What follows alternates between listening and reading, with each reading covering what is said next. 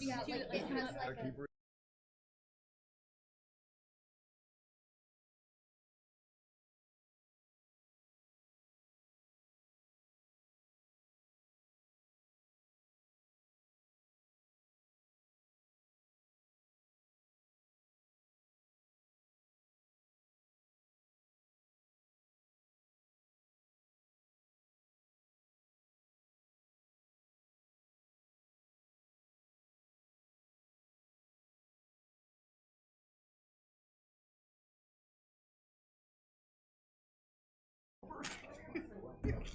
Split it up. Thinking ahead.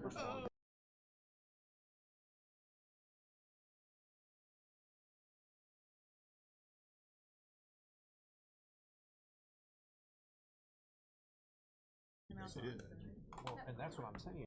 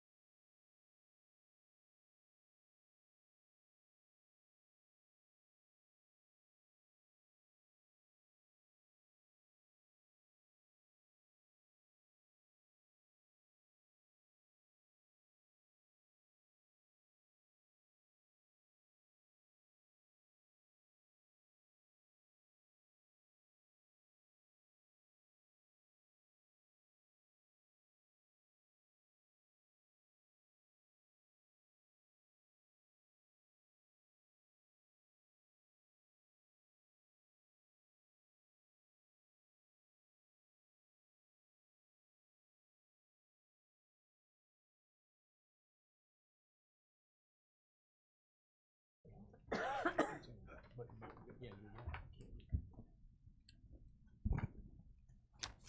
All right, welcome everybody to Public Service Committee meeting here at City Hall, Tuesday, November 26, 2024. It's a little after 6. Roll call, please. Alderman Sherry Pickering. Here. Eve Ludwig. Present. Tricia Teague. Present. Robert Williams. Present. Darren York. Here. John Cooper. Here. Chairman Rick Streebing. Here. 7 present. Thank you. Puts us to the approval of the minutes for 10/22 of 24. I'll need a motion in a second. So moved. Second. Is there any questions on the minutes for 10/22 of 24? If not, all those in favor signify by saying aye. Aye. Opposed? The ayes have it, thank you. Which is item number 3, approval of agenda in front of you this evening. I'll need a motion in a second to approve. So moved. Second. Is there any questions on the agenda this evening? If not, all those in favor signify by saying aye. Aye. Opposed? The ayes have it, thank you. Puts us to item number 4, audience comments. Has everyone had a chance to complete a yellow audience participation card who wants to speak this evening? Okay, when I call your name, please come to the podium and you'll have 3 minutes to speak.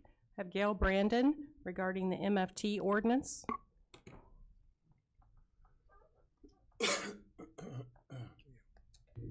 Good morning. I'm sorry, good afternoon. Okay. And I'm sorry this is not on the agenda, but next Tuesday, I'm having some oral surgery done, so I need to come today. I went to talk to the comptroller in reference to what was found with the calculation of the 2009 motor fuel tax, where they said that we were not calculating enough. I read it in the minutes. I want to say it was 1st of this month or end of October. So I went and talked to her, and I immediately seen what it was. There's 2 parts to motor fuel tax. There's an A and a B. And when we proposed this back in 2008, and that's been many years, so if I'm wrong, I'm sorry. But when we proposed it on B, but we never included the B section in the ordinance. We just said that it was going to be based on the state rate. The 2% per gallon would be based by the Illinois Department of Revenue. I'm sure we wouldn't have got council to approve it if they knew that that's what we were going to do. It was not A and B makes a larger rate. B is just a small rate. And we're home rule, so we do not have to go back and try and change this to the 9 cents that I'm hearing that's going to be, I could be wrong, but I'm hearing that's going to be increased by 9 cents. We don't have to do that, we're home rule. It was initially supposed to be on Part B, not A and B, because that makes the increase what they're saying the increase is. And that's not the way it was proposed. And I did get some information from Lisa. I've been reading through the minutes of the Public Works, the special Public Works meeting that was done, and then the actual council that was done. And 2 of the people then, Mike Poore, Alderman Poore, and Alderman Strebe were here. So I don't know if they can think any more than I can, but it was never supposed to increase at that rate. It was never to increase at that rate. It was a 2% increase based on Part B of the Illinois Department of whatever I just said. And I just wanted to come and say that because I know it's supposed to be $1 million. I know you're trying to recoup it however you need to do it. I just don't think it should be off of the gas. And that's just my comments. Thank you. Thank you, Gail. That's all I have, Chairman. I have a question. Can you tell us the date of those meeting minutes, when that meeting was?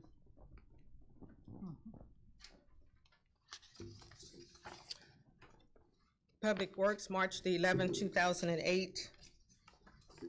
Public Works Special, March the 18th, 2008. And the council was March the 18th, 2008. Okay, you said March 11th, 08 for Public Works, and what was the special? We had a special Public Works meeting before the council meeting. Oh, no, both on the November, 18th? yes. Okay.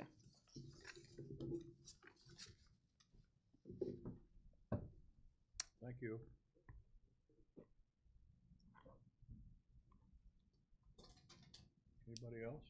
No, that's all I have.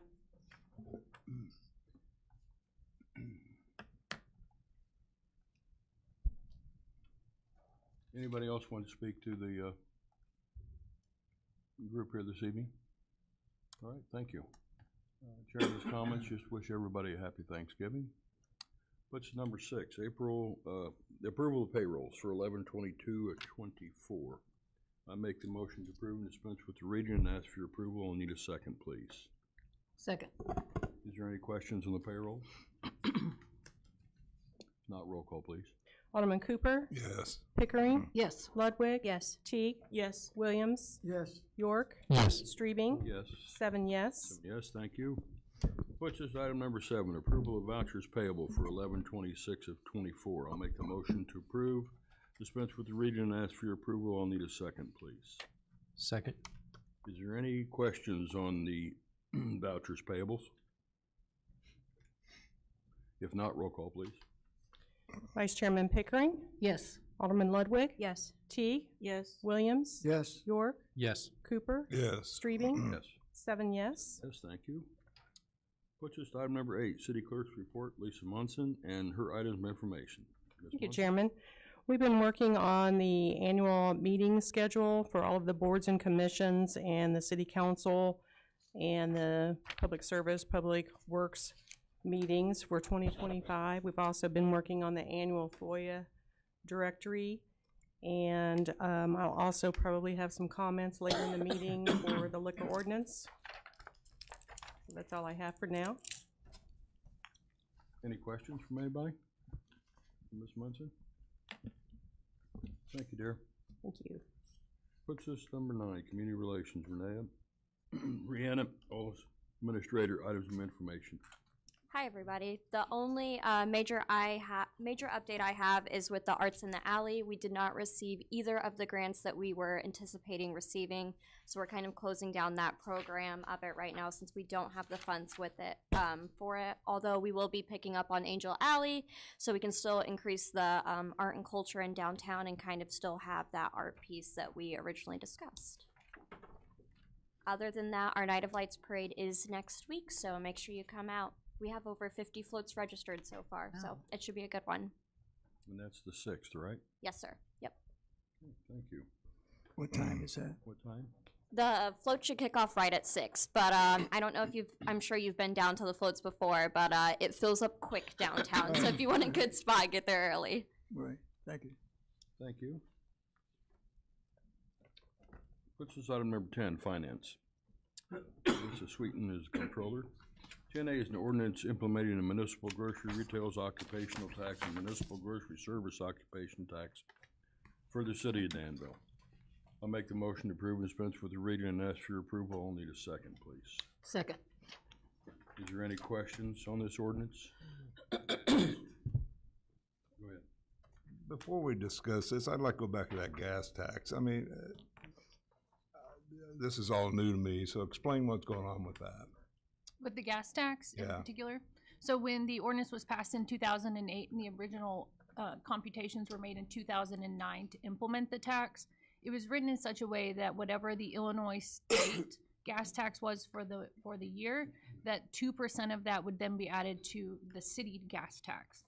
So the original amount was 5 cents, and it would be 2% of what the state had issued as tax. So I believe the first year, I don't have the numbers in front of me, but it would have been like 2.5 cents or 5.5 cents. And that was to continue at 2% for every year after that, to be 2% of whatever the Illinois state tax was.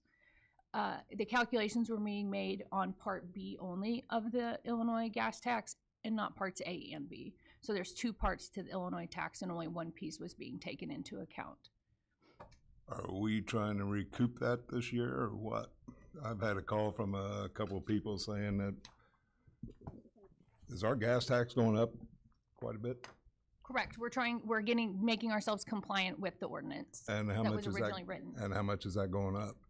Right now, it would be approximately 9 cents, but the new number won't be published by Illinois until towards the middle of December. What are we currently? 10.7 cents, I believe.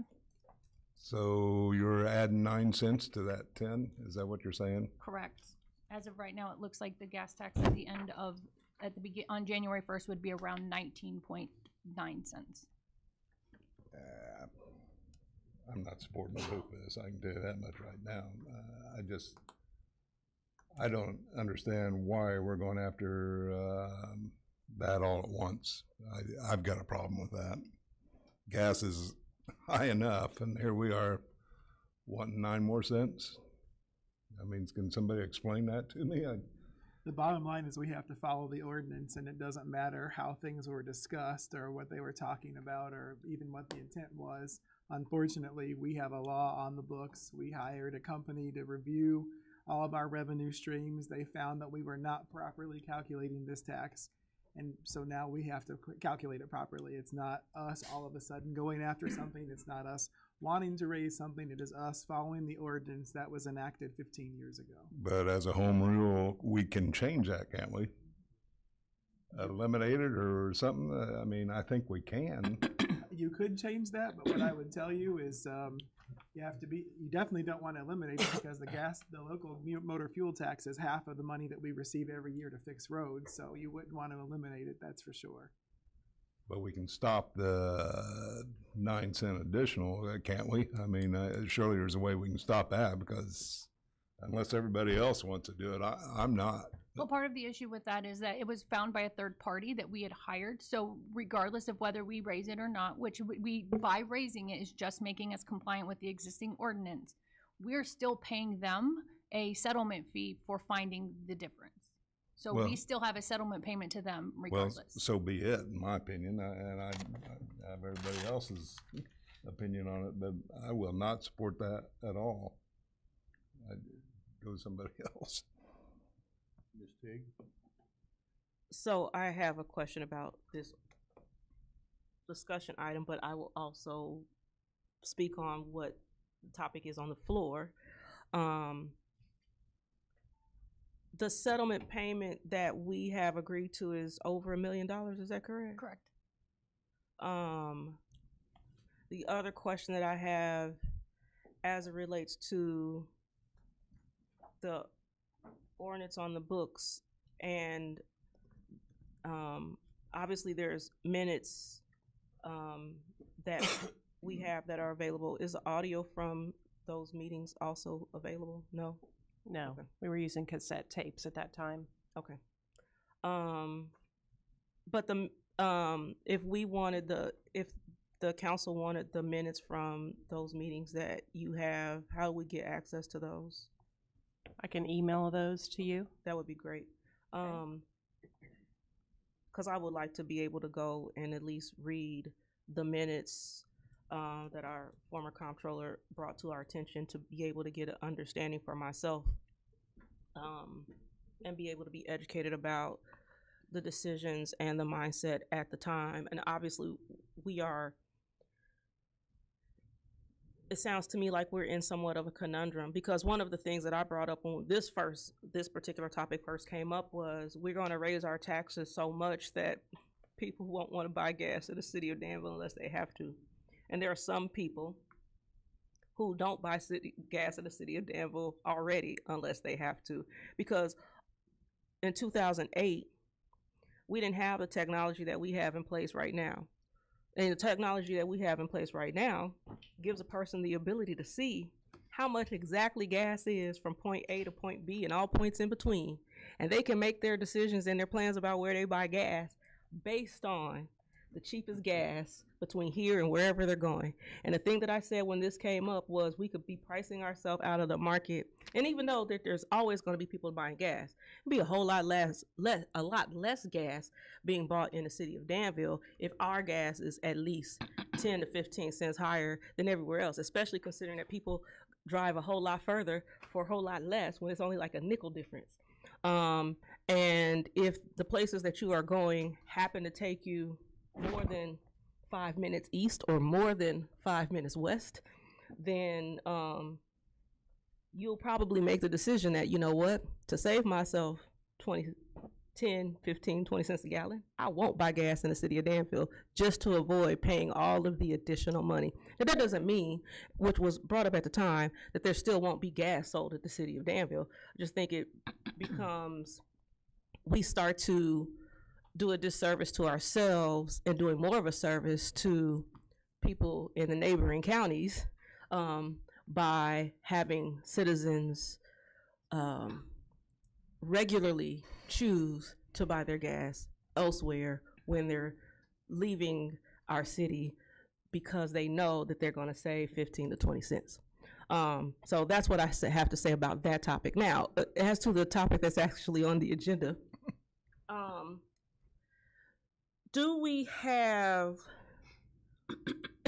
is my understanding correct that we have the grocery tax already in the next budget?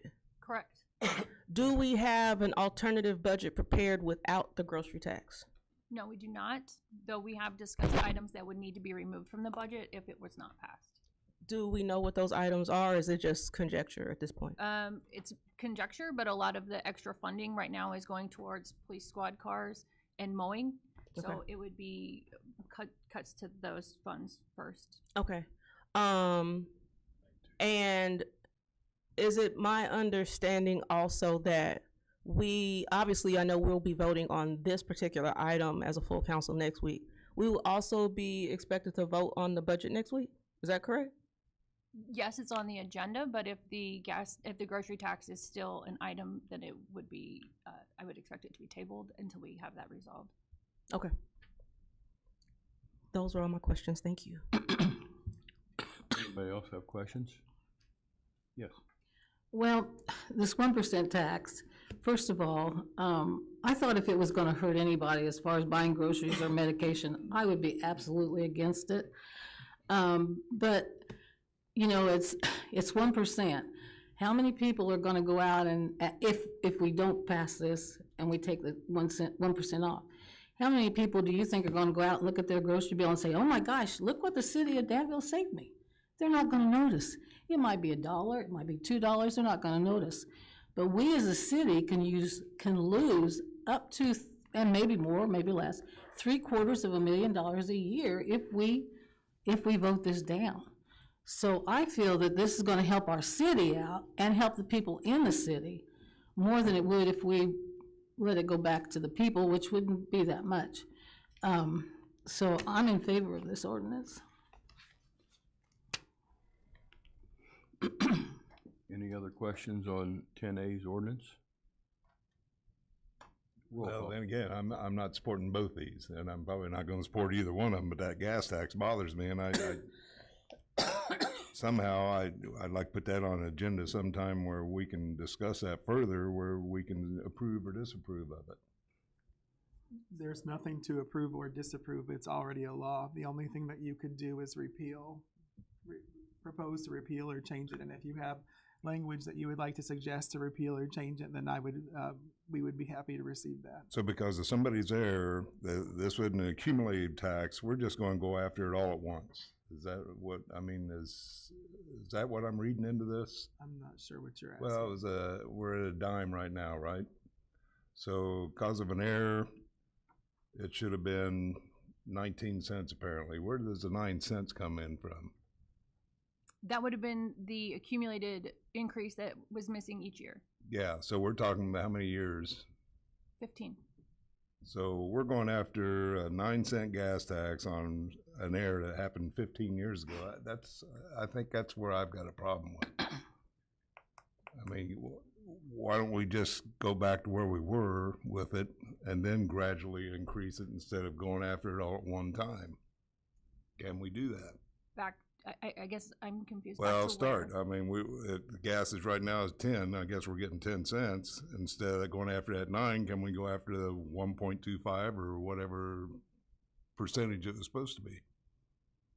Well, the percentage it's supposed to be would put us at the 19 cents. What was it 15 years ago? There wasn't one.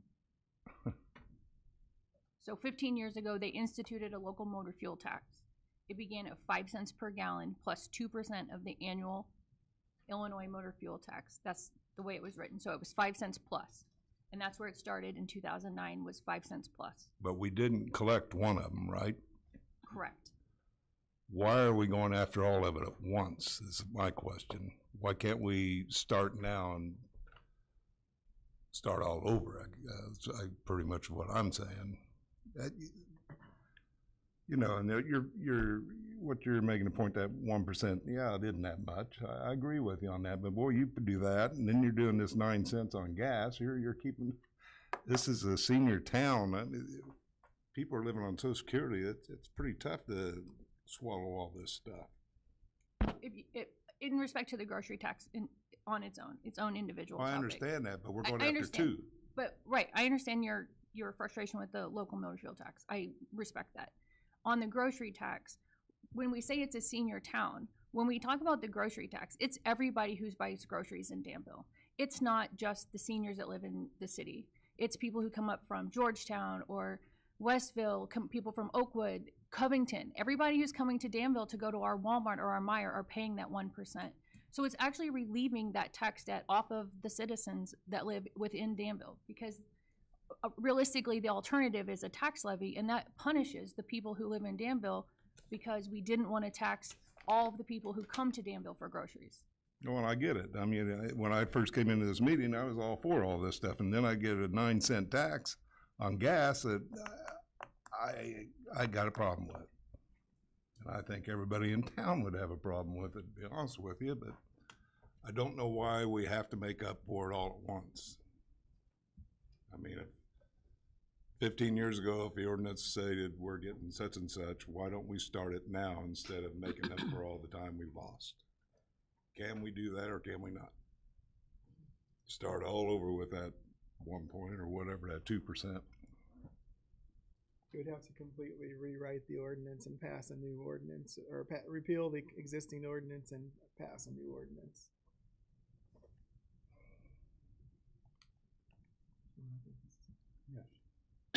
This is back on the 1% again. I'm sorry, John. This is what I think we're talking about. Anyway, when I talked to you today, you said that it's a possibility that we would have to maybe cut the budget where we cut the grass, Correct. that department.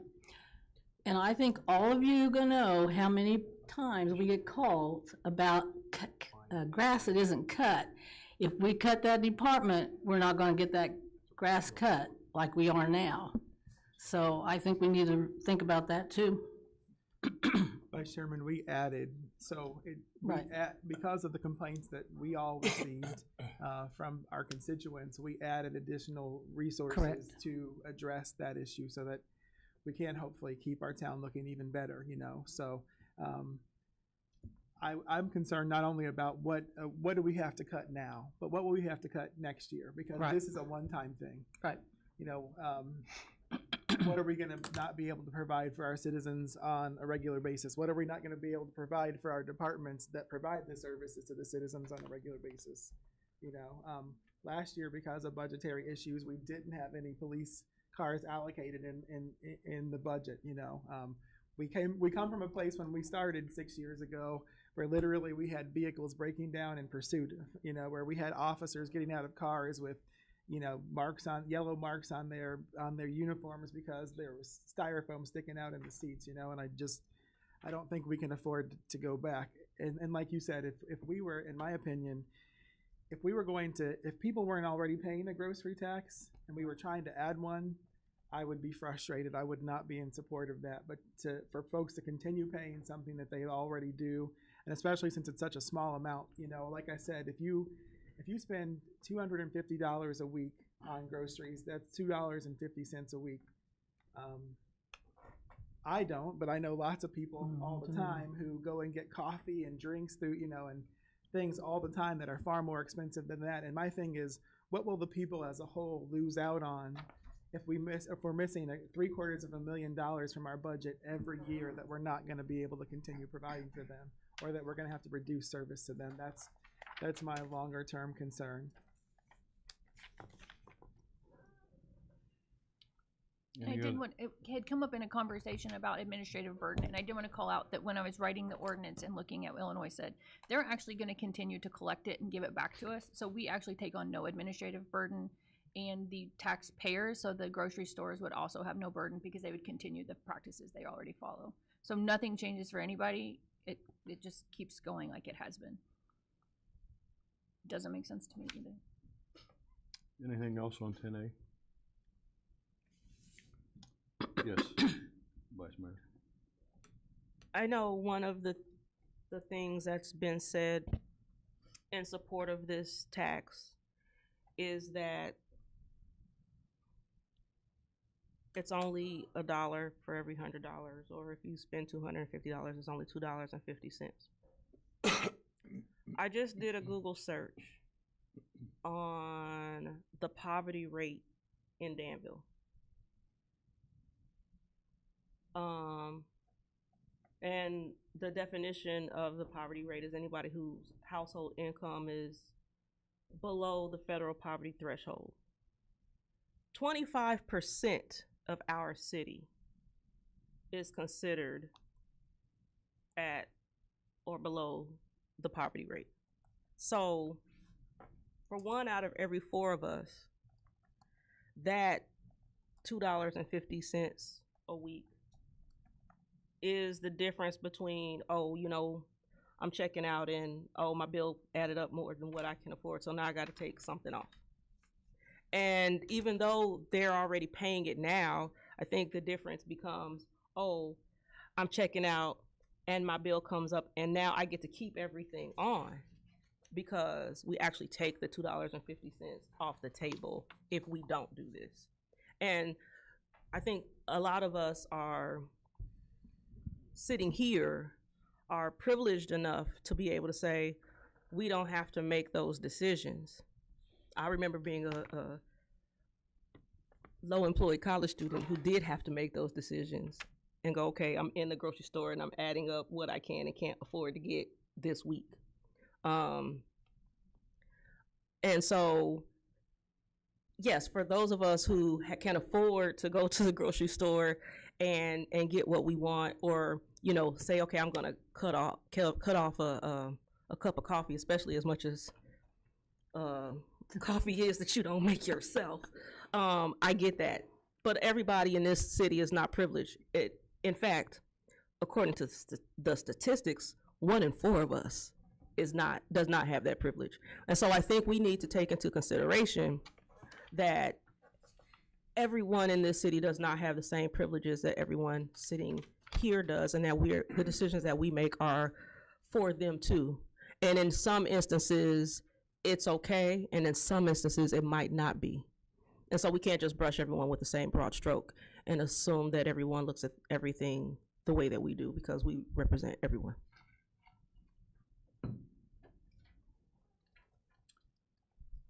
Anything else on ordinance 10A? Alderman Iverson. Yes, Iverson? Thank you. My opinion on this is pretty well known already because I've discussed it twice. You're actually lucky. I had written out a big long speech, but I left it at home. So I'm going to cut through it really quickly. Yeah, people are not used to it. People aren't aware of the tax already. But why are we going to make the state look like the good people, make us look like the bad people, and stick a tax on?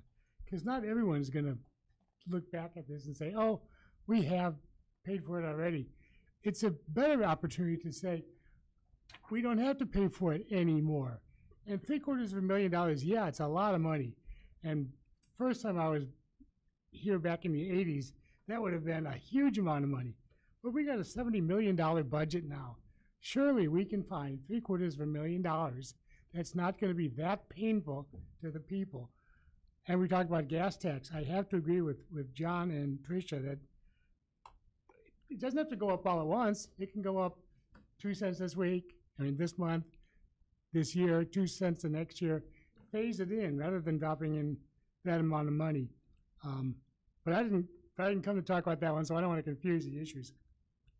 But I think people will notice us not doing a grocery tax. I think it's a chance for us to tell people that we are taking the opportunity to not increase their burden either at the grocery stores or at the gas pumps.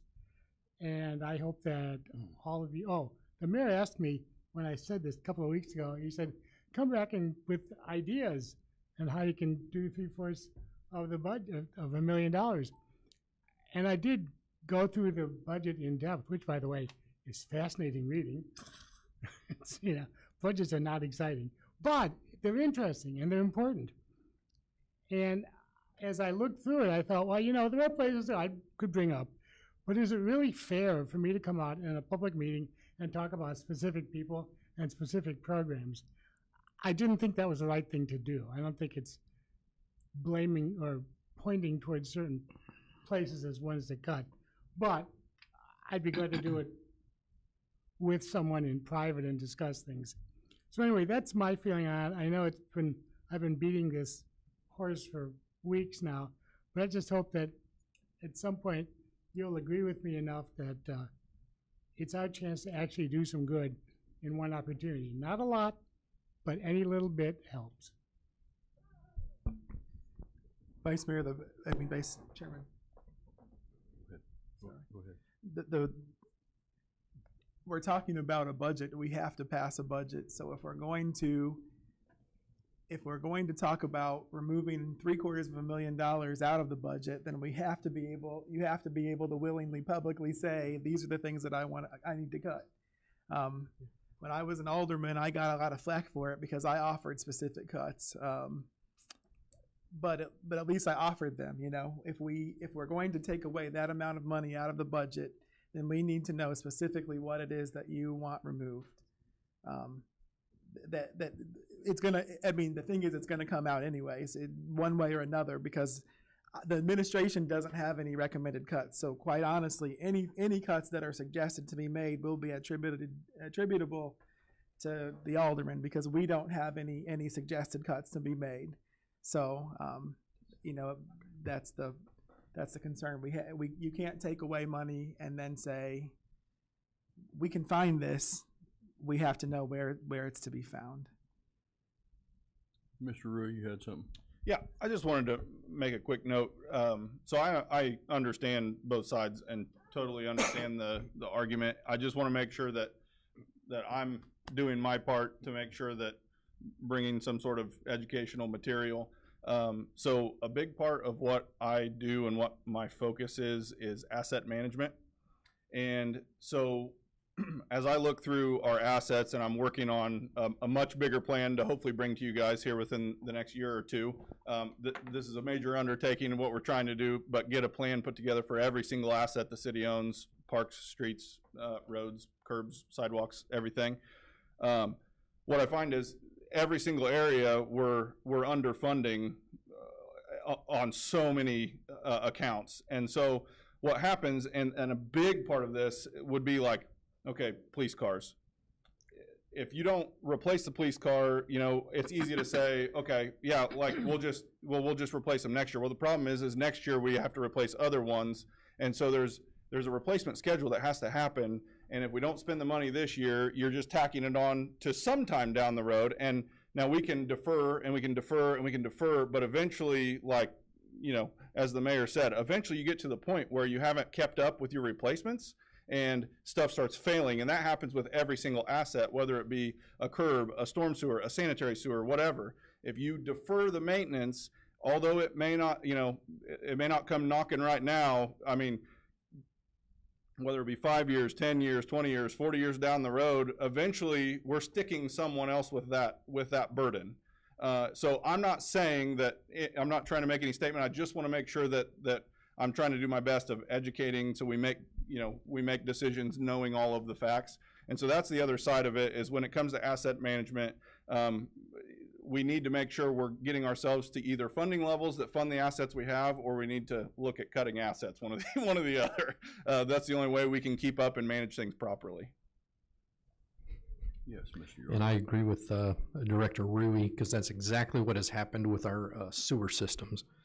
They did not take care of them when they needed to, and it got deferred to us, so now we're in a crisis. And so that's what my concern is. If we're not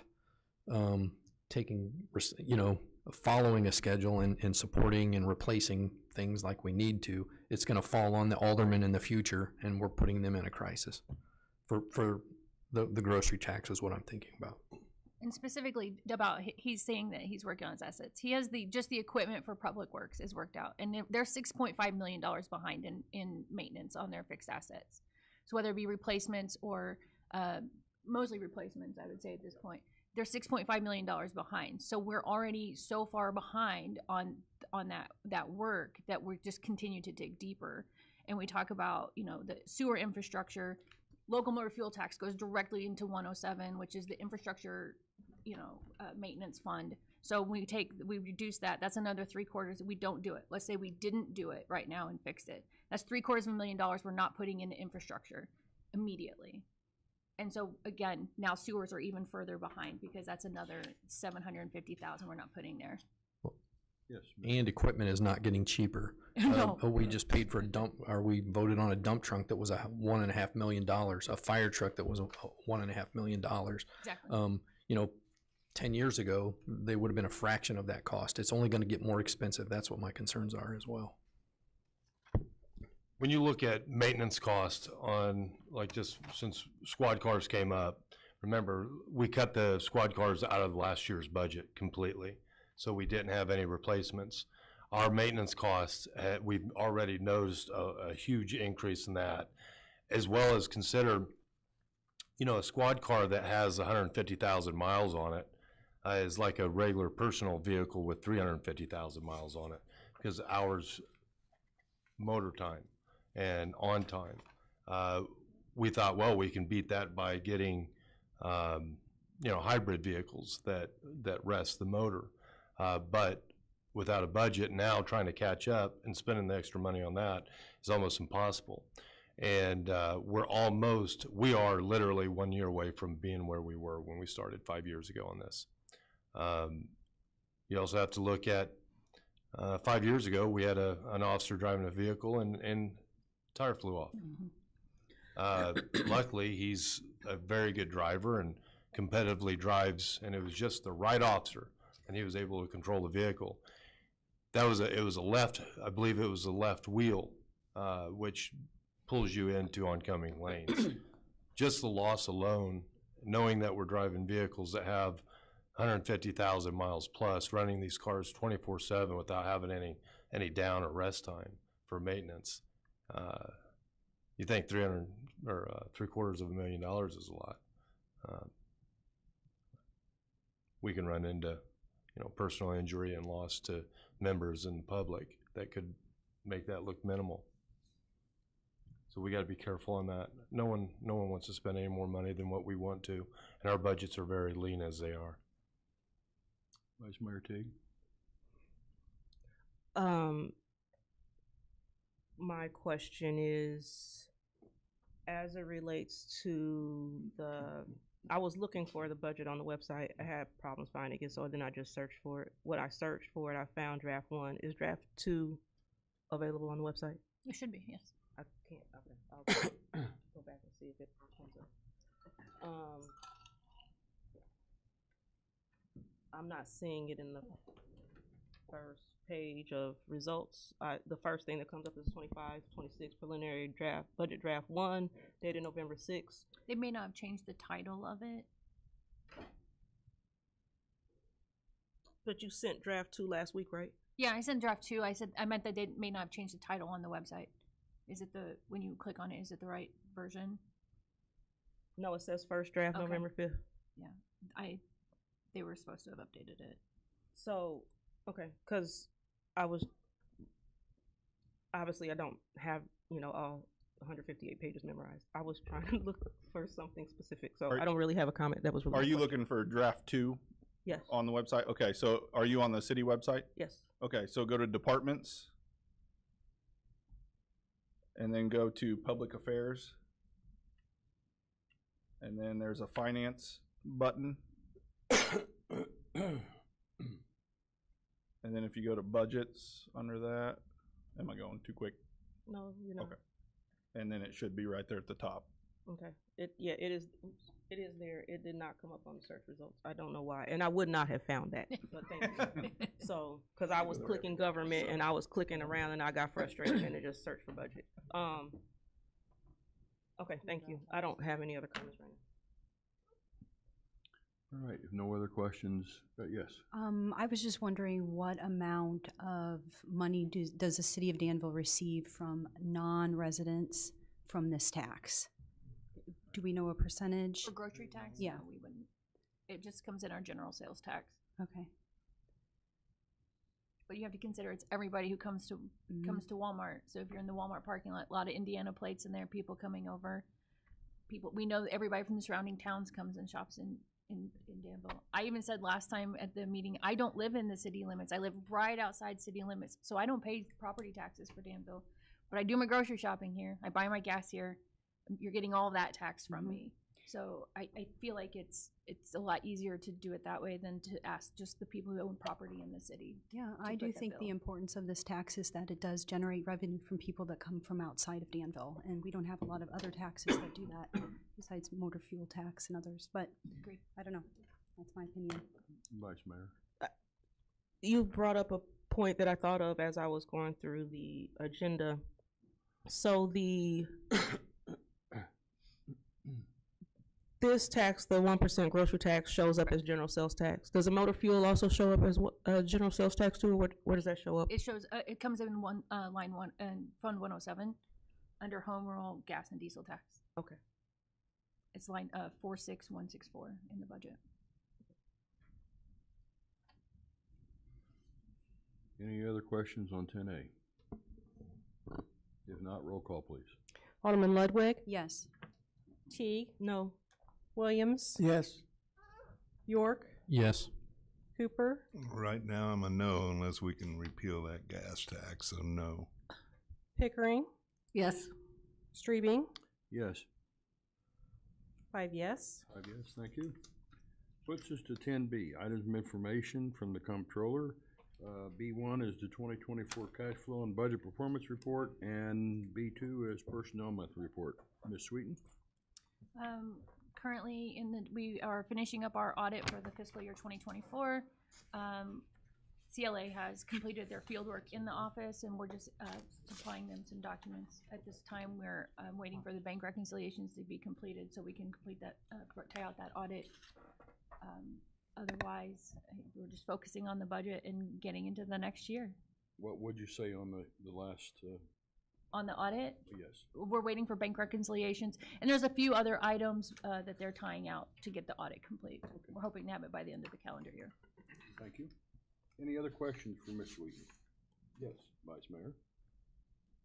So on the budget performance report, Yes.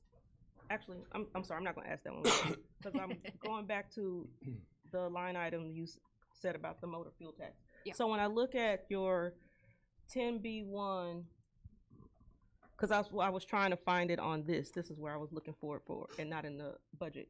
So which of these lines in here is the motor fuel tax?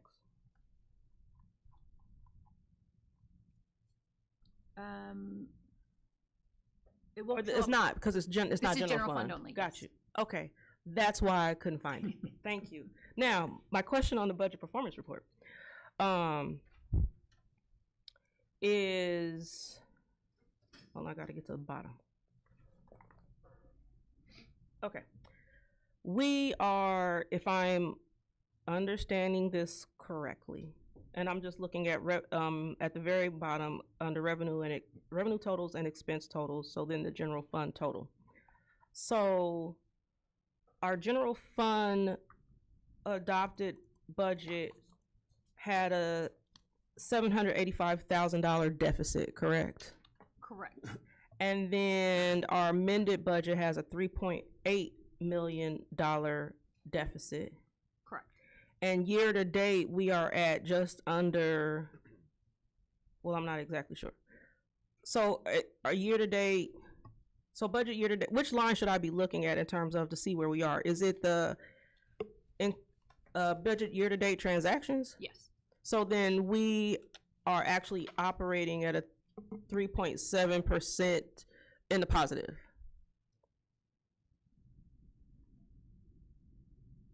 Yes. Okay. I just wanted to make sure that I understand this correctly. So now, based on that, are we anticipating that we will stay this way, or will things get balanced out? Like, are we expecting to spend more money? Because I do understand that one of the things that happens with budgets is that sometimes things don't get spent evenly throughout the year.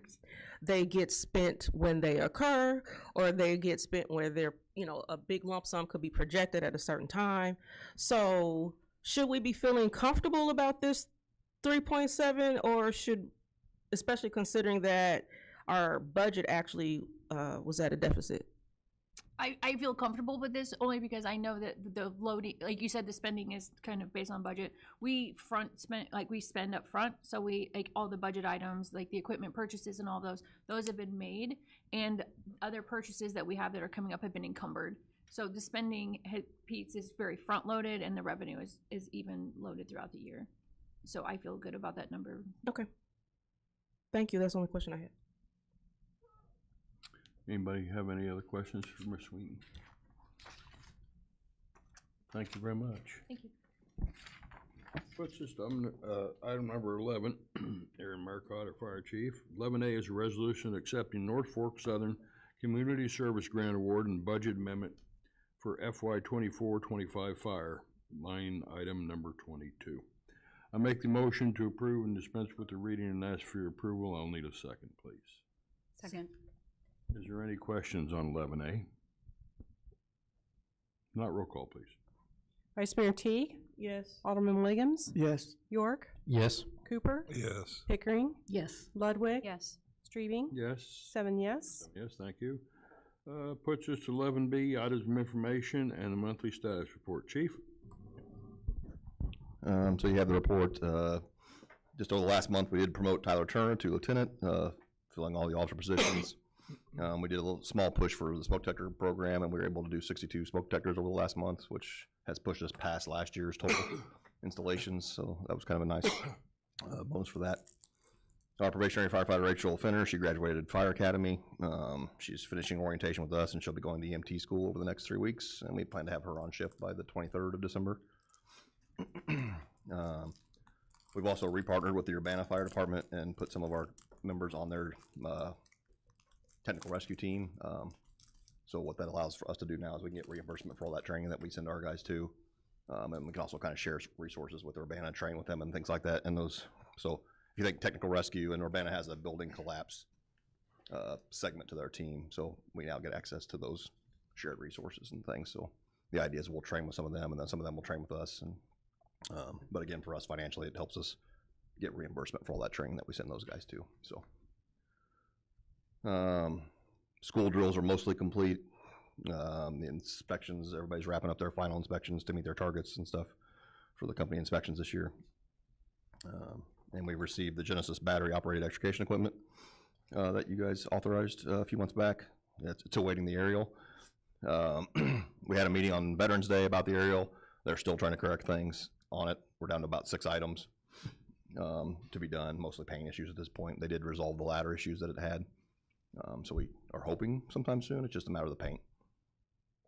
And the engine that we received will be going into the service, we think, next Thursday. So engine 2 is getting the equipment loaded up today. Guys working on the cabinetry and things. So hopefully next Thursday that engine will be in service. Other than that, that's all I got, unless you guys got questions. Anybody got questions for the chief?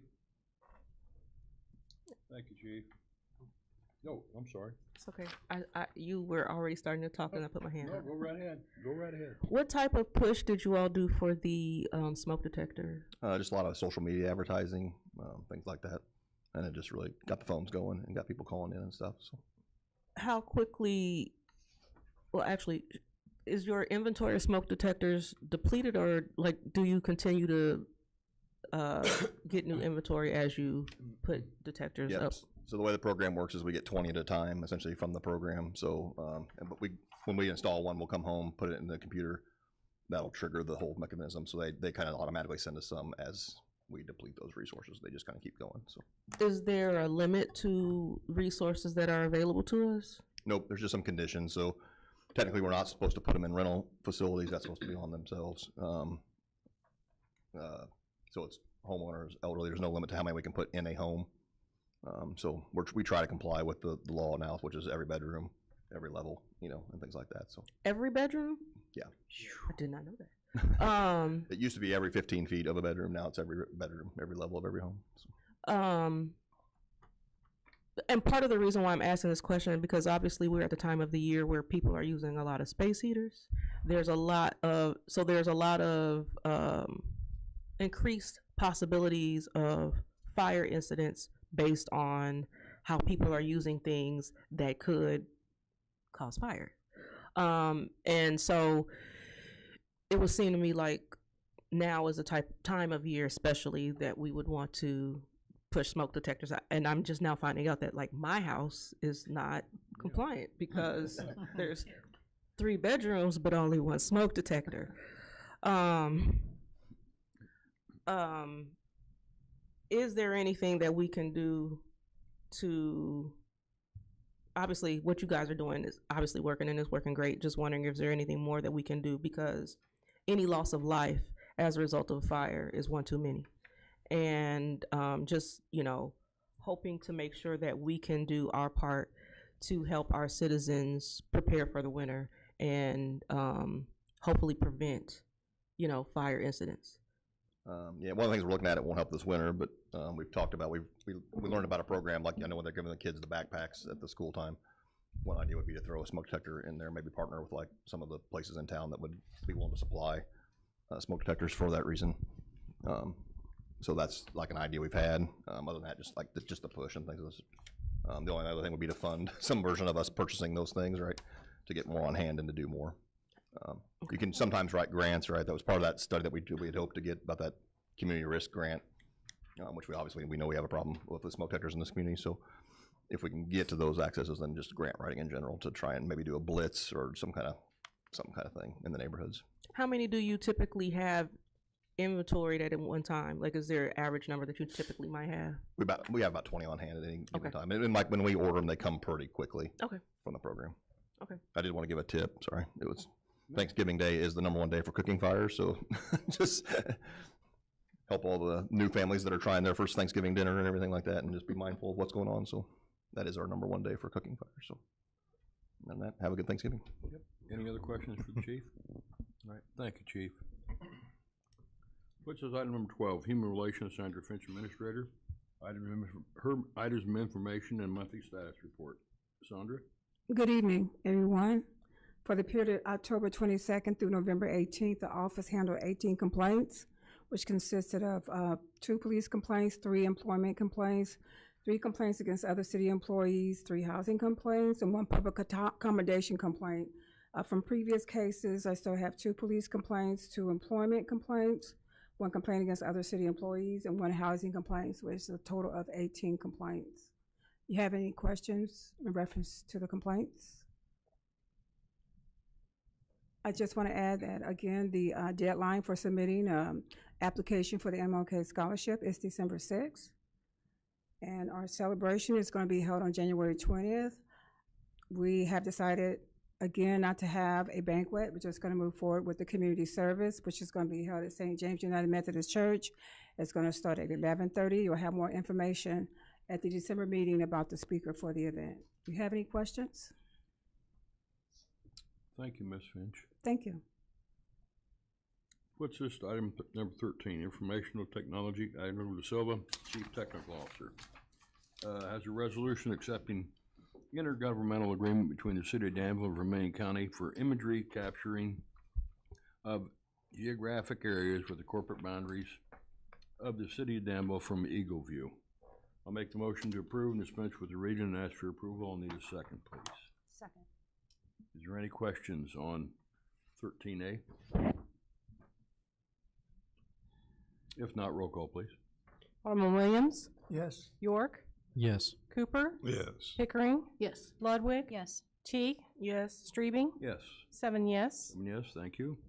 Puts us to 13B, Agnell's items of information and monthly report. Agnell? Thank you, Chairman. Are there any questions on the report, monthly status report?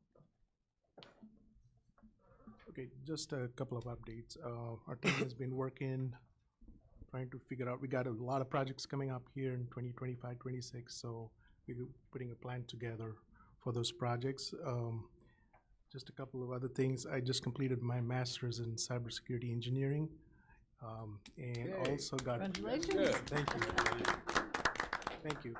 And also got accepted by FBI for it's called InfraGuard program, basically volunteering and helping to keep our nation's infrastructure safe. So we'll be sharing a lot of intelligence and working with a group of people trying to secure the country's critical infrastructure. So on that, I just want to wish everyone a happy Thanksgiving. Well, Agnell, thank you very much and congratulations on Thank all you. that.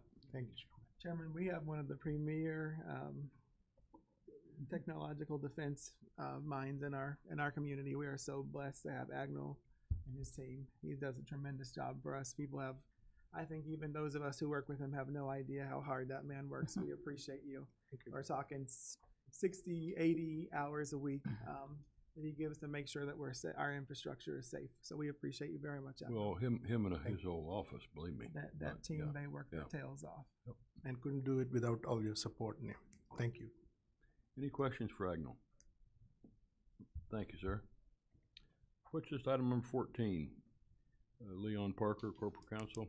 14A, an ordinance amending Danville City Code, Chapter 96, alcoholic liquor and video gaming. Make the motion to approve and dispense with the reading and ask for approval. I'll need a second, please. Second. Any questions on 14A's ordinance? Yes, Vice Mayor? What is the impetus behind changing this ordinance at this time? Because I know looking at the dates on here, it was, I believe, a complete rewrite in March. So I'm just wondering the impetus behind these specific changes. Yes, you are correct. There was a complete rewrite end of February, 1st of March. It was effective July 1st, 2024.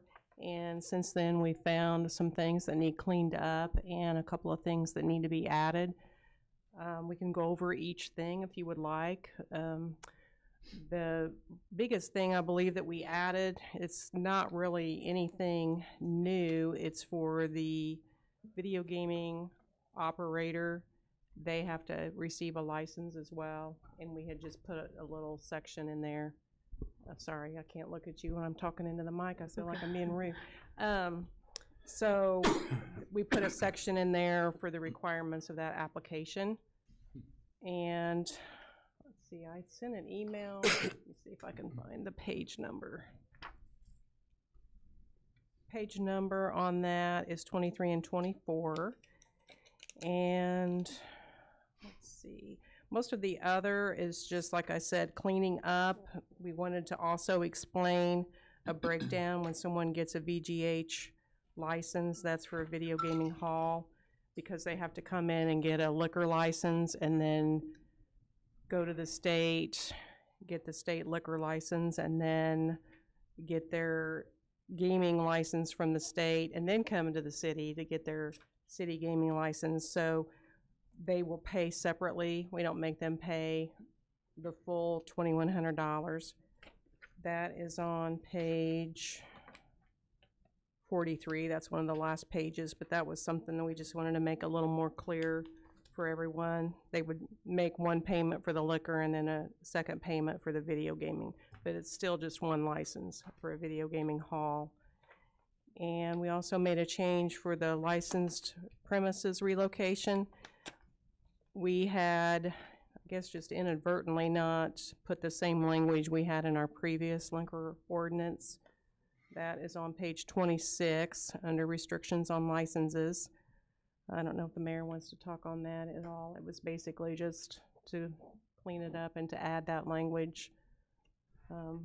So we That's would correct. be, So, yeah. you know, for example, if a business were to move across town, as long as it's in, you know, a new location, a new building, as long as it's in a zone that it's where it's properly zoned, where that function can be performed, it just allows them to take their license with them to that new physical location. And that was in the previous ordinance, and I'm not sure how we omitted it this time. Right. But that's something that would definitely impact existing business owners. And then there was a section where, I don't think I had that in the email I sent today, but there was a section where it talks about the area around the downtown area. We just had to strike through some of that language. And if you need me to find that page number, I probably can. It might take me a minute. There were there were about 6 or 7 Extraneous words that words, should have yeah. been I saw it. stricken. It's on page, I saw it just a second ago. I was actually about to ask a question about something else. 33, is it, on page 33? 33? Yeah, on 33. Thank you. Thank you. So the part, what was that? 40, page 40. Well, actually, I have two questions. So the way that we have it written out, and it probably already was kind of following this order of things. They have to go get a liquor license, or they have to get a liquor license from us, and then get a liquor license from the state. And then if they wanted the gaming license, then they have to do the liquor license first and then the gaming license. Okay, so They have to have the state gaming in order to apply with the city. they have to have the state gaming in order to apply with the city. Kind of the opposite as the liquor. But they still have to have the liquor first before they can even get the gaming. Correct. So, Clerk, that's a state rule, right? okay. So then, is that the reason why we struck on page 40, if the holder of a canceled, revoked, or suspended class video gaming hall license wishes to sell or serve alcohol, they would have to then apply for a Class A? Because I guess what I'm trying to get an understanding of, if they're asking for a liquor license first before they ask for a gaming license, then what license are they getting when they're getting that liquor license I first? can explain that, because Okay. a video gaming hall cannot get a Class A license, that type of a license. Class A license is for a bar. Okay. Video gaming hall cannot get a Class A license, so that was language that should not have been put in the rewrite. So what liquor license are they getting when they do that initial application? The VGH.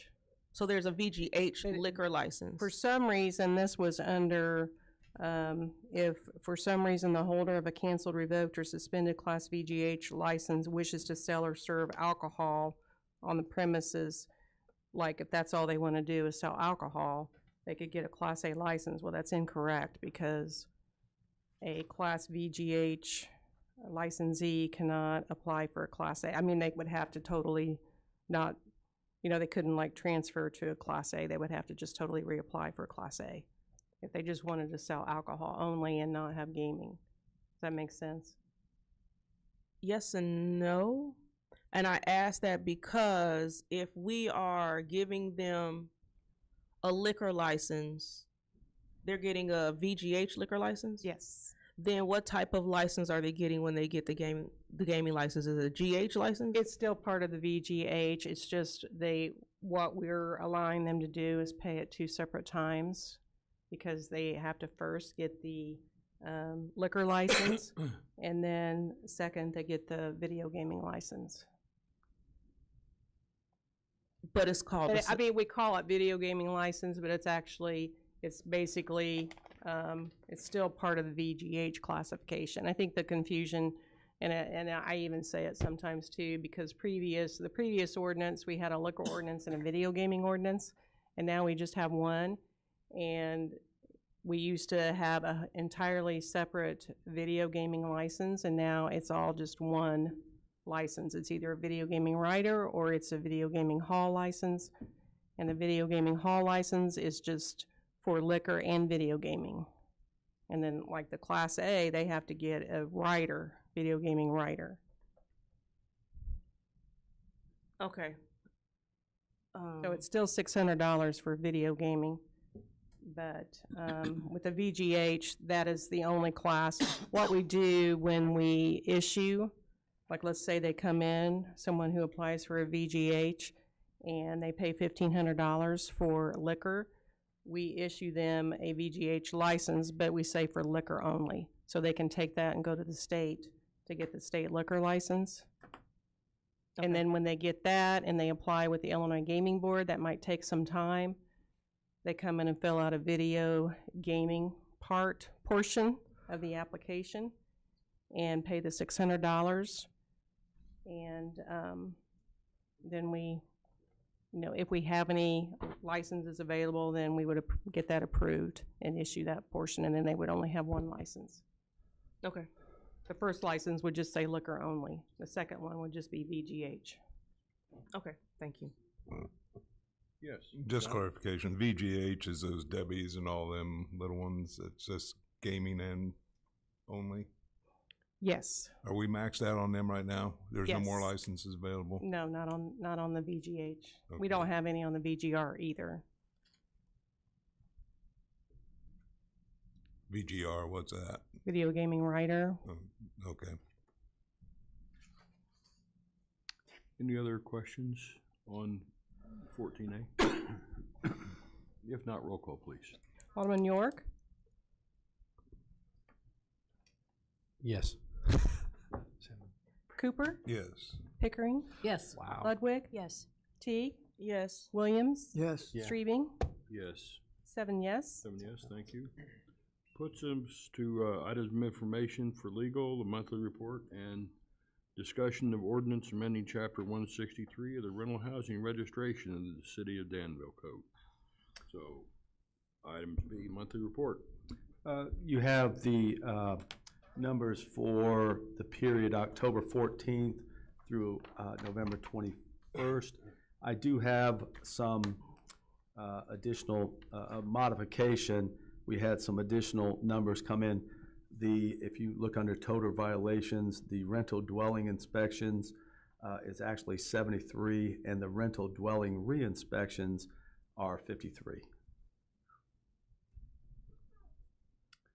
Any questions on the monthly report? All right, then how about 14 B2, discussion of the ordinance. I'm sorry, I had a question. I'm sorry. On the monthly report, I saw so for all of the different citation types, there are number of citations to juveniles and number of citations to minors. What is the difference between a juvenile and a minor? Let me find that, please. It's throughout the entire, for every citation type. So starting on, on your report of citation date 10/14 to 11/21, you go through any citation, waste collection, number of citations, number of violations, number of citations to juveniles, number of citations to minors. I think there's a distinction between the age. I'm sorry, Chief. Unless I'm mistaken, a minor is under 21, a juvenile is under 18. Such as, A minor's under 21 and a juvenile. yeah, such as, like, say, alcohol and tobacco. You'd be a minor under 21, and then you're also a minor under 18, but it's specifically those ages, I believe, over 18, but under 21. And then a juvenile is anybody under 18.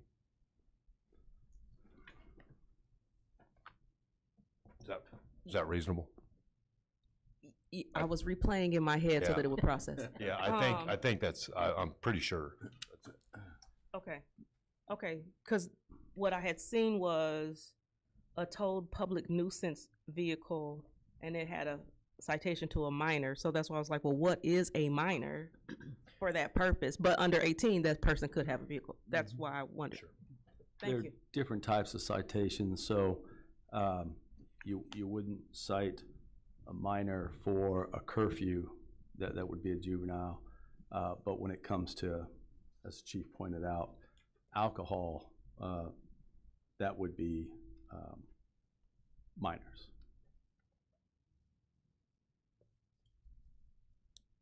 Understood. It's under everything, which is why when the one that I looked at was not alcohol, it was a motor vehicle. Sure. So I'm like, if a minor was 14, then how is that possible? But it's not. That's why I wanted to understand it. Thank you. There would be a larger margin of error on the, someone could cite someone incorrectly as a minor if they were under 18 to where they, it depends, so there would be a margin of error for that. Any more questions on the monthly report? All right, let's go to 14.2, discussion of the ordinance amending chapter 163, rental housing registration in the city of Danville Code. So I'll start us off here. As you know, we have a committee that's worked really hard to try to get this right. There were a couple of outstanding items that a few of you had issues with. Prior to today, I know neither myself nor the legal counsel had received any updates or suggestions as to changes that should be made. However, you do have at your seat a suggestion of changes that have been made. That has not been reviewed by the committee. I hadn't seen it either. It's my understanding from Administrator Finch that it was just finished up just before. So most of the committee members have not had an opportunity to read this whatsoever. But I mean, we're certainly open to discuss it. Any suggestions that you have other than what's here as well. But we hadn't previously received this to review. I think that that's one of the reasons why we're discussing, for that purpose. I did have a conversation with Administrator Finch. I believe she may have had conversations with multiple of us as well. And I think that one of the biggest points that required this being tabled at last week's full council meeting was about what happens in the incident of retaliation. And so one of the things that I think is one of the things that she and I discussed prior to this document was, what constitutes the retaliation or the city's response to a retaliation. And I know one of the things that came up at last week's meeting was really a matter of understanding, like, the number of days in which we respond to things as a city because of a retaliation. And so I want to first, before we even get into the document, just kind of lay some groundwork so that everybody has the same understanding of the type of incident that we are talking about, so that we're all on the same page on that, which is a tenant had filed a complaint of any sort whatsoever, and then we, as a city, did our due diligence in trying to resolve the complaint. And in so doing, it may then require an action be taken by the landlord to fix something, adjust something, whatever the situation is that warranted the original complaint.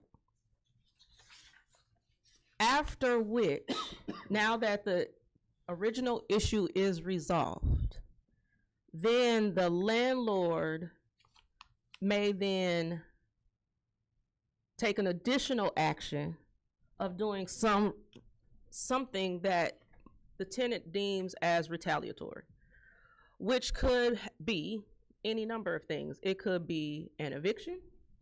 It could be a fee, but any retaliatory action. So I know we spent a lot of time talking about a lot of different things last week in terms of what was what and what it meant and who would be responsible for resolving the issues. But this particular thing is only as a result of a retaliation from the landlord as a result of a prior complaint by the tenant. So with that being said, one of the things that Ms. Finch did was add some language on page 12 to add the sentence, unless the dispute involves a wrongful retaliation, which is defined in C1 of this ordinance, because we define retaliation in the ordinance. And there's on page 2, there's a punitive retaliatory action, any action commenced after a tenant complaint or tenant consent to a city inspection or a city initiated inspection of a tenant dwelling inflicted or intended as punishment. So then she added the 16310, which kind of then identifies the complaint procedure, and the language in this follows the language that's written in Chapter 95, which is the language that governs the Human Relations Department for any and all complaints, right? So if you go and read Chapter 95 and you compare it to this, it kind of follows the same procedure. Okay, a person has a complaint, and then here's what happens, because that's how Chapter 95 is written. And so it just goes into detail on, okay, a wrongful retaliation complaint by a tenant, and then what happens when there's a wrongful retaliation complaint. The language in here says it goes to the Human Relations Division, because that's what happens with housing complaints now. She reports on those now. If those housing complaints require something that's code enforcement related, because every housing complaint doesn't have a code enforcement responsibility. Some complaints are not about code. But if there's incidents of it, but all complaints as relates to housing do go to the Human Relations Division. So this talks about what the Human Relations Division does and the timeline in which the Human Relations Division has to respond and what the Human Relations Division responsibilities are. And then it goes into the investigation by the Human Relations Division and then a final report by the Human Relations Division. And there's timelines associated with this. And I think the impetus behind the timelines, one, because again, we're following what's already in Chapter 95, but also because in many instances where there's a retaliation, the timeline becomes important because sometimes that retaliation is an eviction. And so the clock has started for the tenant. And if we're trying to resolve the complaint for either, for the fairness of either side, we need to be able to do that in a timely manner. And then it goes from the Human Relations Division to the legal department, and then final decision to the mayor. That's pretty much the summary of what's here. And what we had talked about was, okay, well, what happens when a person makes a complaint? That was our initial conversation, because again, housing complaints do go to human relations. And then they get escalated to code enforcement in the instance where it is a code violation. And in this instance, because it's a retaliation, there's not a code enforcement thing to be done, except for the fact that we have it in the ordinance about retaliation and how we handle retaliations. So that is the summary of everything without going through all of the detailed words of what is written here. And then the other thing was the change. There was conversation about on page 15 the amount, because when we talked about $1,000, one of the things that we talked about was, well, some people's rent is actually more than $1,000 these days.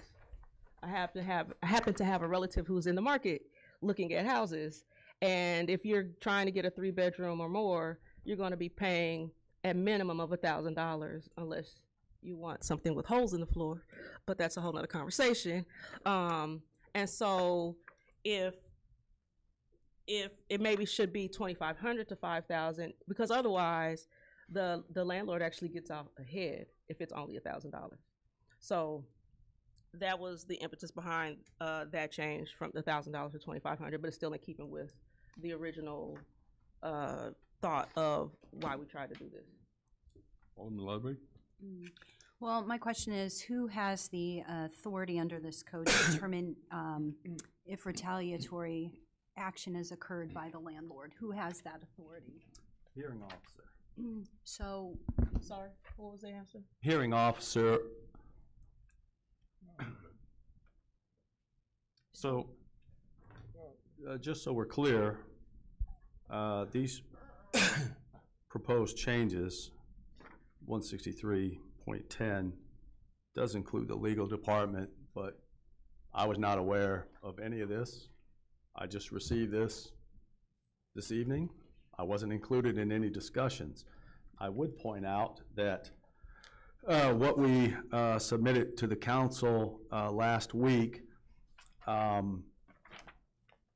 what Ms. Finch was addressing to that section D of 163.10, that was for penalties. And that's after an owner is already found to have wrongfully retaliated. So the adjudication process has taken place. I would also point out that, yes, punitive is defined in this new proposal, but we do have a remedy. If you look at what was submitted to the full council last week, 163.08 tenant complaints, if you look at 163.08 C1, any action taken by an owner or local representative against a tenant after the date the tenant submitted a complaint to the city may be deemed prima facie evidence that the owner retaliated against the tenant for filing their complaint with the city. If we receive a complaint that has happened, we can cite the owner under 163.08 C1. They'll have to come in, they have due process. We file our inspectors usually file their complaints within 3 days. They go out to the owners, they have a first appearance date with their due process that they can come in here, they can either plead guilty or they can request a trial. They can also request continuances for to seek legal counsel. That's the due process everyone's afforded. I think there might be some concerns that Vice Mayor Teague, you stated the clock is ticking. Just because there's been some retaliation, a landlord cannot evict a tenant without going through a process in the circuit court. And that's, it could take up to 6 months, 5-6 months, okay? There's a process, and our legislature has decided that the circuit court has jurisdiction over these matters. I believe that's because it's a more formal process proceeding that's in front of a judge. The rules of evidence are much more strict than they are here in city court. And when you're talking about a landlord evicting a tenant, that's where they want that to be held. So no tenants are going to be put on the street. Landlords can't do that. They have to go through a process which is called a forcible entry and detainer. So, you know, I can't comment on what I've just been handed, okay? But I can tell you all the concerns that were raised are addressed in the proposals that I submitted to the full council. And you know, even the amount of the fine that I'm looking at raised from $1,000 to $2,500, that was all decided by the full committee, which included Ms. Finch and yourself, Vice Mayor Teague. So I'm not aware, as I've stated, I have no idea what went into these changes, but I've explained that everything is addressed. We can't come up with every possible scenario, but I'm sure we may have to readdress issues in the future, which we'll be happy to do, but all of the issues that were raised before the full council, I believe, are addressed in what I presented. And I would just like to add that, Yes, in Vice terms of, Administrator, I'm sorry, the chairman is called. Vice Mayor. okay. So I think one of the well, obviously there were concerns that were brought up at full council that led to this being tabled. So even though, yeah, I agree, we all met as a committee and we addressed those things, but unfortunately, there's only 3 council people that were on that committee and 14 people who have to vote. And the 14 people who have to vote opted to table it, which to me then meant that those of us who are on the committee needed to address the concerns of those who felt like it needed to be tabled. We took it upon ourselves, because it is our responsibility as voting members of this body to be able to address those concerns, to get this to a place where it could get to possible affirmative votes of the people who tabled it. So this was an attempt to address the concerns of the voting members of the body. And I think one of the concerns that did come up and was brought up, and the impetus behind the tabling, was about timeline. Because I remember saying at last week's meeting, okay, what are we really talking about here? Because we talked about a variety of things, but I really wanted to get the issue down to a succinct and understandable piece, which was time. And I remember saying at the meeting last week, are we talking about 5 days? Are we talking about 7 days? What is the timeline in which there's a response? Because the reason behind why it was being tabled is because of the possibility of eviction and the tenants feeling like they don't have any help. And yes, there is a process that happens in circuit court as it relates to evictions, but that has nothing whatsoever to do with municipal ordinances, and it doesn't mean that those two things cannot happen concurrently. And if we have something on our ordinances that say that a landlord has retaliated, then based on what was originally written and how it was written, the hole in it is, okay, well then we just go and find the landlord $1,000 to $5,000. But that does not keep the landlord from evicting the tenant. And yes, there are legal processes for eviction that landlords are supposed to follow. Because people are supposed to follow the law. But all people do not follow the law, because if people did actually follow the law, we would not have Chief Yates or any of the police department. People don't follow the law. People skirt the law if and when they can. And it happens a lot of times with the tenants in our city, many of whom, as I earlier pointed out in a previous topic, 25% of our city lives below the poverty line, which also means these are the people who are most likely the least resourced and the least educated to be able to stand up for themselves and help themselves in this type of situation. And based on the type of things that we were talking about last week as related to timing, that is specifically what we were addressing. So yes, I appreciate the work that was done.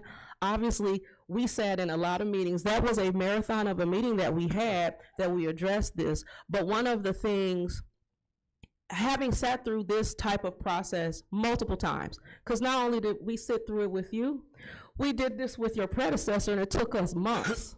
And there were lots of back and forth and lots of changes and lots of, well, now that I've read it and I see it this way, well, maybe it needs to be changed to this, or maybe it needs to be changed to that. And unfortunately, one of the other things that happened with this iteration of changes is that we rushed to bring it to council. We did not get the opportunity to go back and review the edits as a group.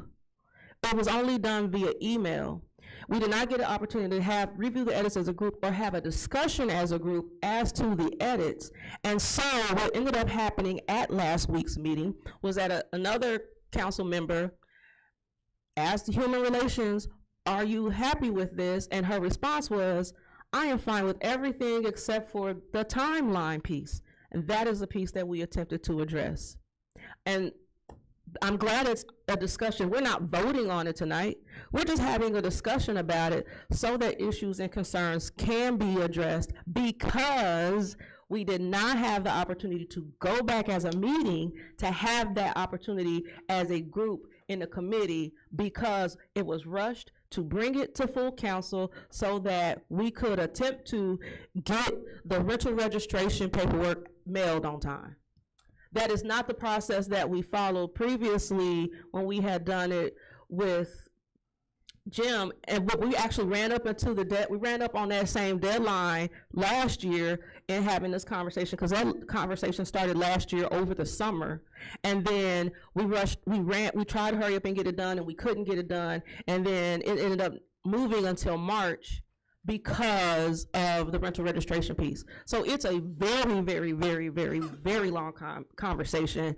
And it's an arduous process, and an iterative process. And unfortunately, in our haste to try to make a deadline, we cut out a very critical piece that unfortunately now is being addressed in the public body because of the haste that we took with the very last piece. And so now we're just addressing it in this way because it did not have the opportunity to be addressed as the small group. I think if there had been more time, this would have been addressed there, but there was not enough time. And I remember saying in that meeting, well, maybe we should just push the rental registration deadline back a little bit because it's been late before, just so that we can get this done. And then I said, but if the whole group wants to go ahead and bring it to council, I'll go ahead and acquiesce and go with everyone else. But when the whole group brought it to council, the whole council did not agree, and it got tabled. So we're having to pick it back up and do what we tried to do the first time and just get it done. So it's not, I don't think this is an indictment on anybody's work or the completeness of anybody's work. It's just addressing the concerns of all of the parties that are involved in the work process and also in the voting process. Chairman, may I suggest that we, rather than bringing this to the next council meeting, that the committee reconvene to review the recommendations made by the Alderman and Administrator Finch, and review it, maybe discuss this and anything else we have to clarify anymore, and then bring something back to you at a later date, such as we've worked through a few of these kinks. If the Alderwomen would be amenable to that. I'm amenable to Yes. So what are you suggesting here? We'll have to push back rental registration by a bit so we can work through these things and get it figured out. This isn't the first time. Well, if we could also address, I don't have Chapter 95, the Human Relations Ordinance, in front of me. Right. But we may have to take a look. Well, I just received this today. I'm not going to take the time. I've got it in my office. Yeah. And most of us were just received it tonight too, so. But we may need to look at Chapter 95. My understanding is Human Relations Department deals with cases of discrimination. I could be wrong, but discrimination of protected classes, race, gender, age, disability. And if we're just talking about a tenant complaint of retaliation, not based on this protected class, unless I'm mistaken, are you wanting to change Chapter 95 to bring those investigative powers to the Human Relations Department? Nope, I'm gonna listen to Mr. Cooper No, first. before I address that, okay, how's this procedure work? I got a retaliation. What am I going to tell the tenant to do? That's what I'm going we've to go gotta straight work to out. Sandy, right? Yeah. If it's a protected class, No, that's not it. Oh, no. Is that I not? mean, please quote the chapter as it is. I don't have it in front of me, I'm sorry. Chairman, I'm gonna recommend this to you very, I'm gonna encourage this. You're the chairman, it's your pleasure, that the committee be reconstituted, that we review this and that we bring back, because we have to clarify things, even what Alderman Cooper is asking us. That's fine, but here's the deal. Alderman Cooper and myself were the one who put the moving this till next week. So what are you gonna do? How are you gonna do about that? Well, first of all, I'd like to know, I'm gonna have that tenant contact Sandy. Sandy's smack dab in the middle of all this. She's handling pretty much everything. Am I right or wrong? You're right. Yeah, Okay, Well, I Depends. mean, it Depends. it depends on the type of complaint. That's But what I'm saying. is she gonna be the one judging the retaliatory or not? I mean, she's gonna say, something yeah, that the I've got enough here to say. That's something the this is committee's the- gonna have to deal with, John. Huh? That's something the committee's gonna have to do. But can I just need to add this about Chapter 95. It not only deals with discrimination, it also deals with complaints against the police, complaints against city employee for misconduct. And in that chapter, there's this procedure which Dave Webster and I set up for people to file a complaint against a police officer or against a city employee. It's just a procedure that we have in place for people to file a complaint. That's all this is. It's a procedure. Could you do us all a favor and send that to us Sure. by email so we can all have it? Sure, and so it's not just, the chapter does not just deal with discrimination, it deals with other issues. It, like I said, it deals with, when I've been here for 34 years. When we had the police situation, we set up procedure for people to file police complaints. There's a procedure they have to go by. So it's the same thing with complaints against city employees. They come to me. It's the same type of situation, it's just a procedure. That's all this is, nothing else. Okay, John? Well, I just, my main thing is, Sandy's gonna be the one running the. Administrator Finch. Okay. Administrator Finch. She's gonna be running most of this show here. Her concerns, she had a lot of concerns about all this, especially the timelines and everything else. Well, let's let the committee go back. And I hope we follow her We're gonna have to recommendation. do something because this is scheduled to be on next week's, agenda. It's gonna be on for next full week's council. agenda. That's the way it was supposed to be. And we're gonna have to do something about that when it hits it. If it be the recommendation of this committee, given that you both were the ones who made the amendment, we could postpone it. And then, do you have a problem postponing it? No, I don't have a problem. I don't have a problem with it either. So let's just postpone it until we get all this hashed out and cleaned up. So we're needing a table on this then? No, No, it's just a discussion. it's just a discussion. It's just a discussion tonight. This is just a discussion. And we just received a lot of the information tonight. So we have to give everybody the benefit of the doubt and let them look at it. And we can also get a copy of, what I asked Ms. Finch for. Section 9. Administrator. Yeah, Administrator Finch, yes. I'm sorry. Yes, that'd be Yeah, but there's nothing more, we're gonna sit here and argue about this all Exactly. night long, so. Exactly. Until the committee meets again, and I think that's what needs to be, and with, you agreeing and me agreeing, to postpone it to a later date versus sitting with the date that we set for next week, we can move on with it and try to get this done. Vice Mayor? I just want to point out and also ask a question, and it's also a pointing out and an asking a question at the same time. I know since I've been a council member, on the Human Relations report, there are housing complaints. Yes. And there have been housing complaints since I've been here. Right.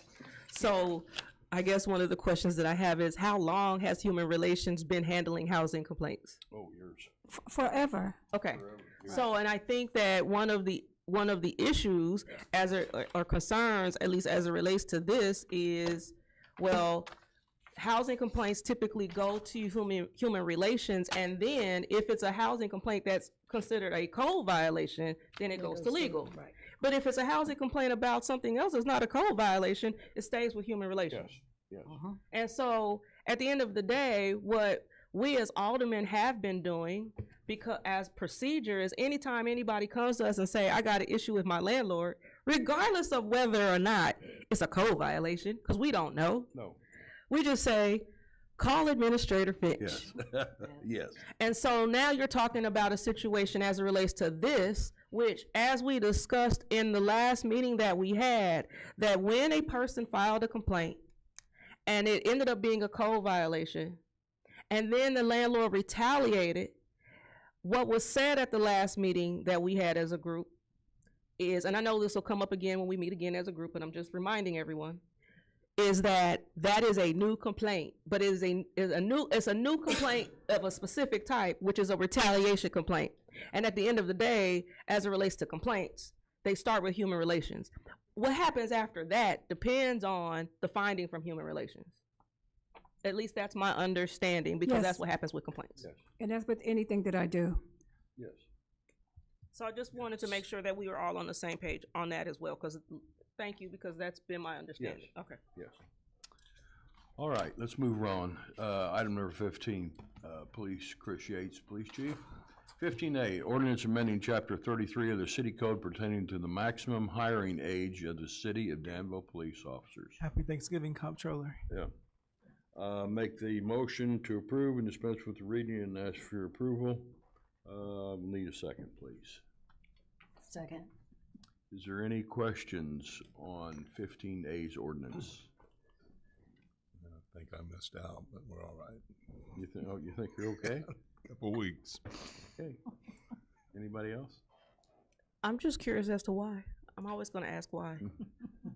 We've had several, I don't know, I can't put an exact number on it. People that started the process at 34, and by the time they get through, it's 35. We've had some people that are 36, say, I just missed it by a year.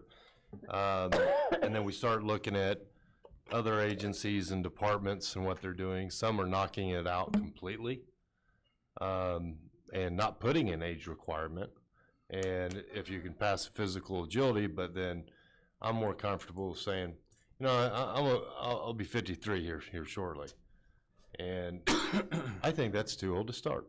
And I try to stay in as good a shape as I can, but it can be trying. So we're looking at where are they gonna be at after 10 years and 20 years, and then with tier 2, 25 years. And we think 40 would be the max that we're comfortable with. And that way it does grab your, you know, there are some people that at 36, they can test out as well as anybody, 37, 38. That have any effect on a lateral? Lateral is already 40.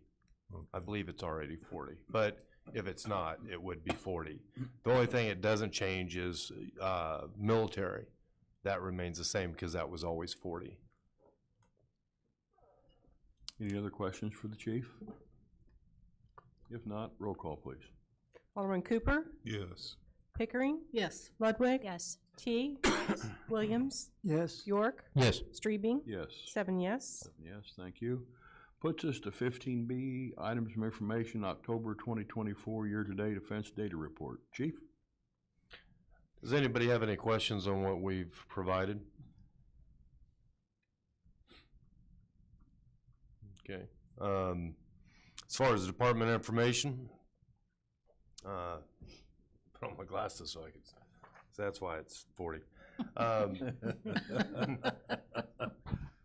We're anticipating our officers that are in field training to be complete and solo sometime in January. PTI graduation for the probationary officer Munoz is December 19th. Just graduated and this was sort of neat, just graduated our 2024 Junior Citizens Police Academy. It was the largest class, and this is the first class we had over at the training center, so they got to utilize a lot of our equipment and training tools that we have. But it was the largest class that we've had, 25 kids. I think the youngest was probably in 6th grade, 7th grade, and the oldest was 17 or 18 maybe. At the graduation, and it was really neat also because we had over 70 in attendance for the graduation. So that the training center classroom was packed. We had to bring all the chairs in. So that was neat. We have 2 officer candidates that are being sworn in on December 18th for the January 5th PTI class. And also on the camera grant, just to give you a status on the funds that we put together for the cameras. We put together a pretty good team. What we need, I believe cameras are in the process of being purchased. Okay. Selected in the team is essentially, you know, Agnell and his group with IT, Sergeant Brooks, which is our CID detective sergeant. I got some people from Public Works helping out. Intel analyst Fender with our criminal investigations division, as well as grant manager Kaylee Sanchez. She's always making sure we're staying within our budget on it, based off the grant funds. So that's all going to be. We've got some deadlines. I don't want to. I'll tell you the deadline when we're closer to it to make sure we're going to meet it. But we do have deadlines for each step of the way, so we're looking forward to that. Also, we have already started testing, and because it's a process, we do 3 testing series each year for new hires and candidates. And this is for the May of 2025 class of PTI.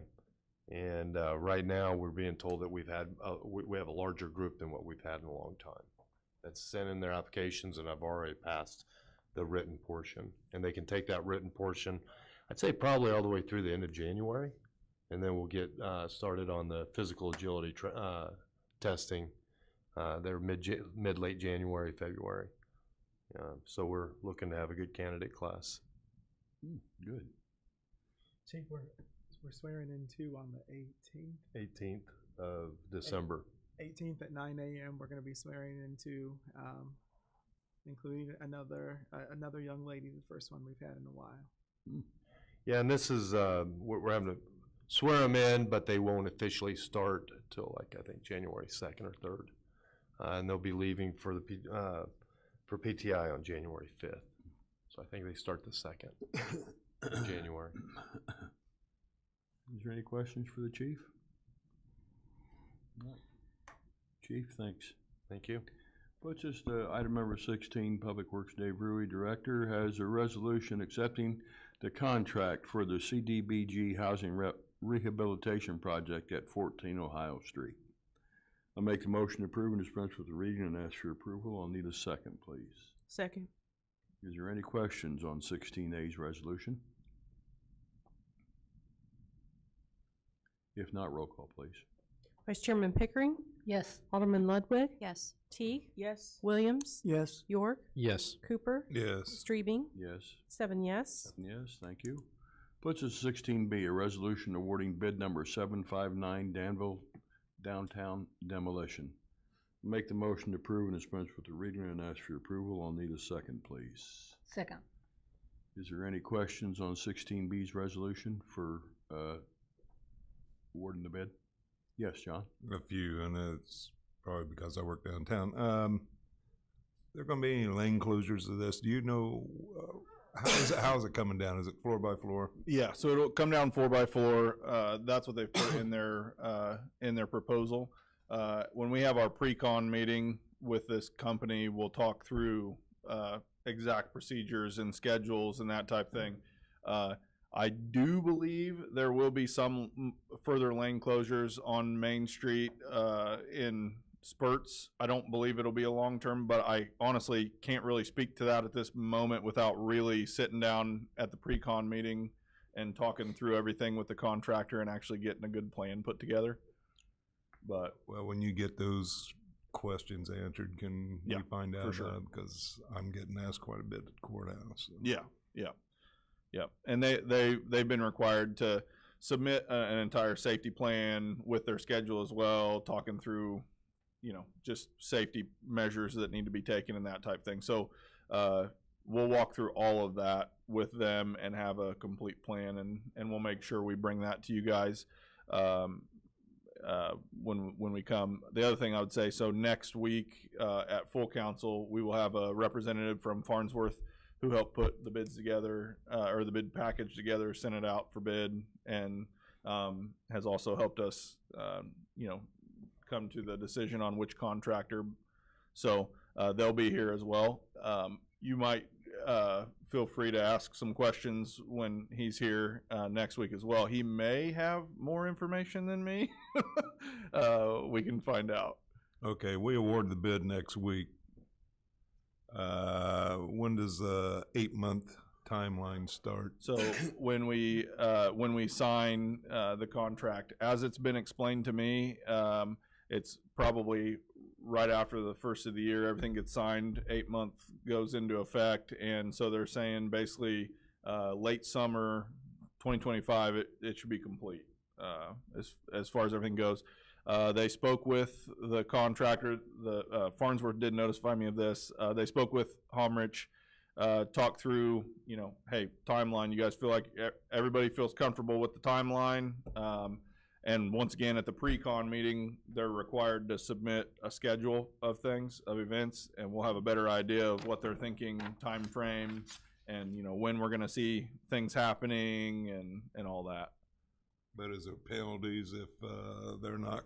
Of course, you may not be able to answer that, but say it takes 10 months, is there penalties gonna be involved here? It depends on what we have set in our contract with them on that. I'll have that answer for you next week for sure. Okay. Yeah. Alderman Cooper, anything else? No. Anybody else got any Chairman. questions? Yes. Oh, I'm sorry.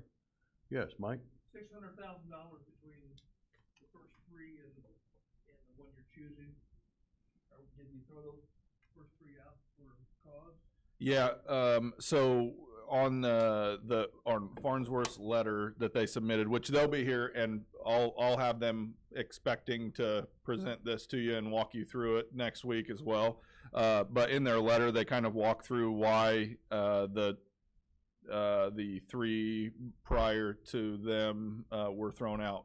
But in a nutshell, Dorn Associates, they didn't acknowledge one of the addendums that was required, and it was clear that they didn't see the addendum because they also didn't provide some insurance requirements that were required by that addendum.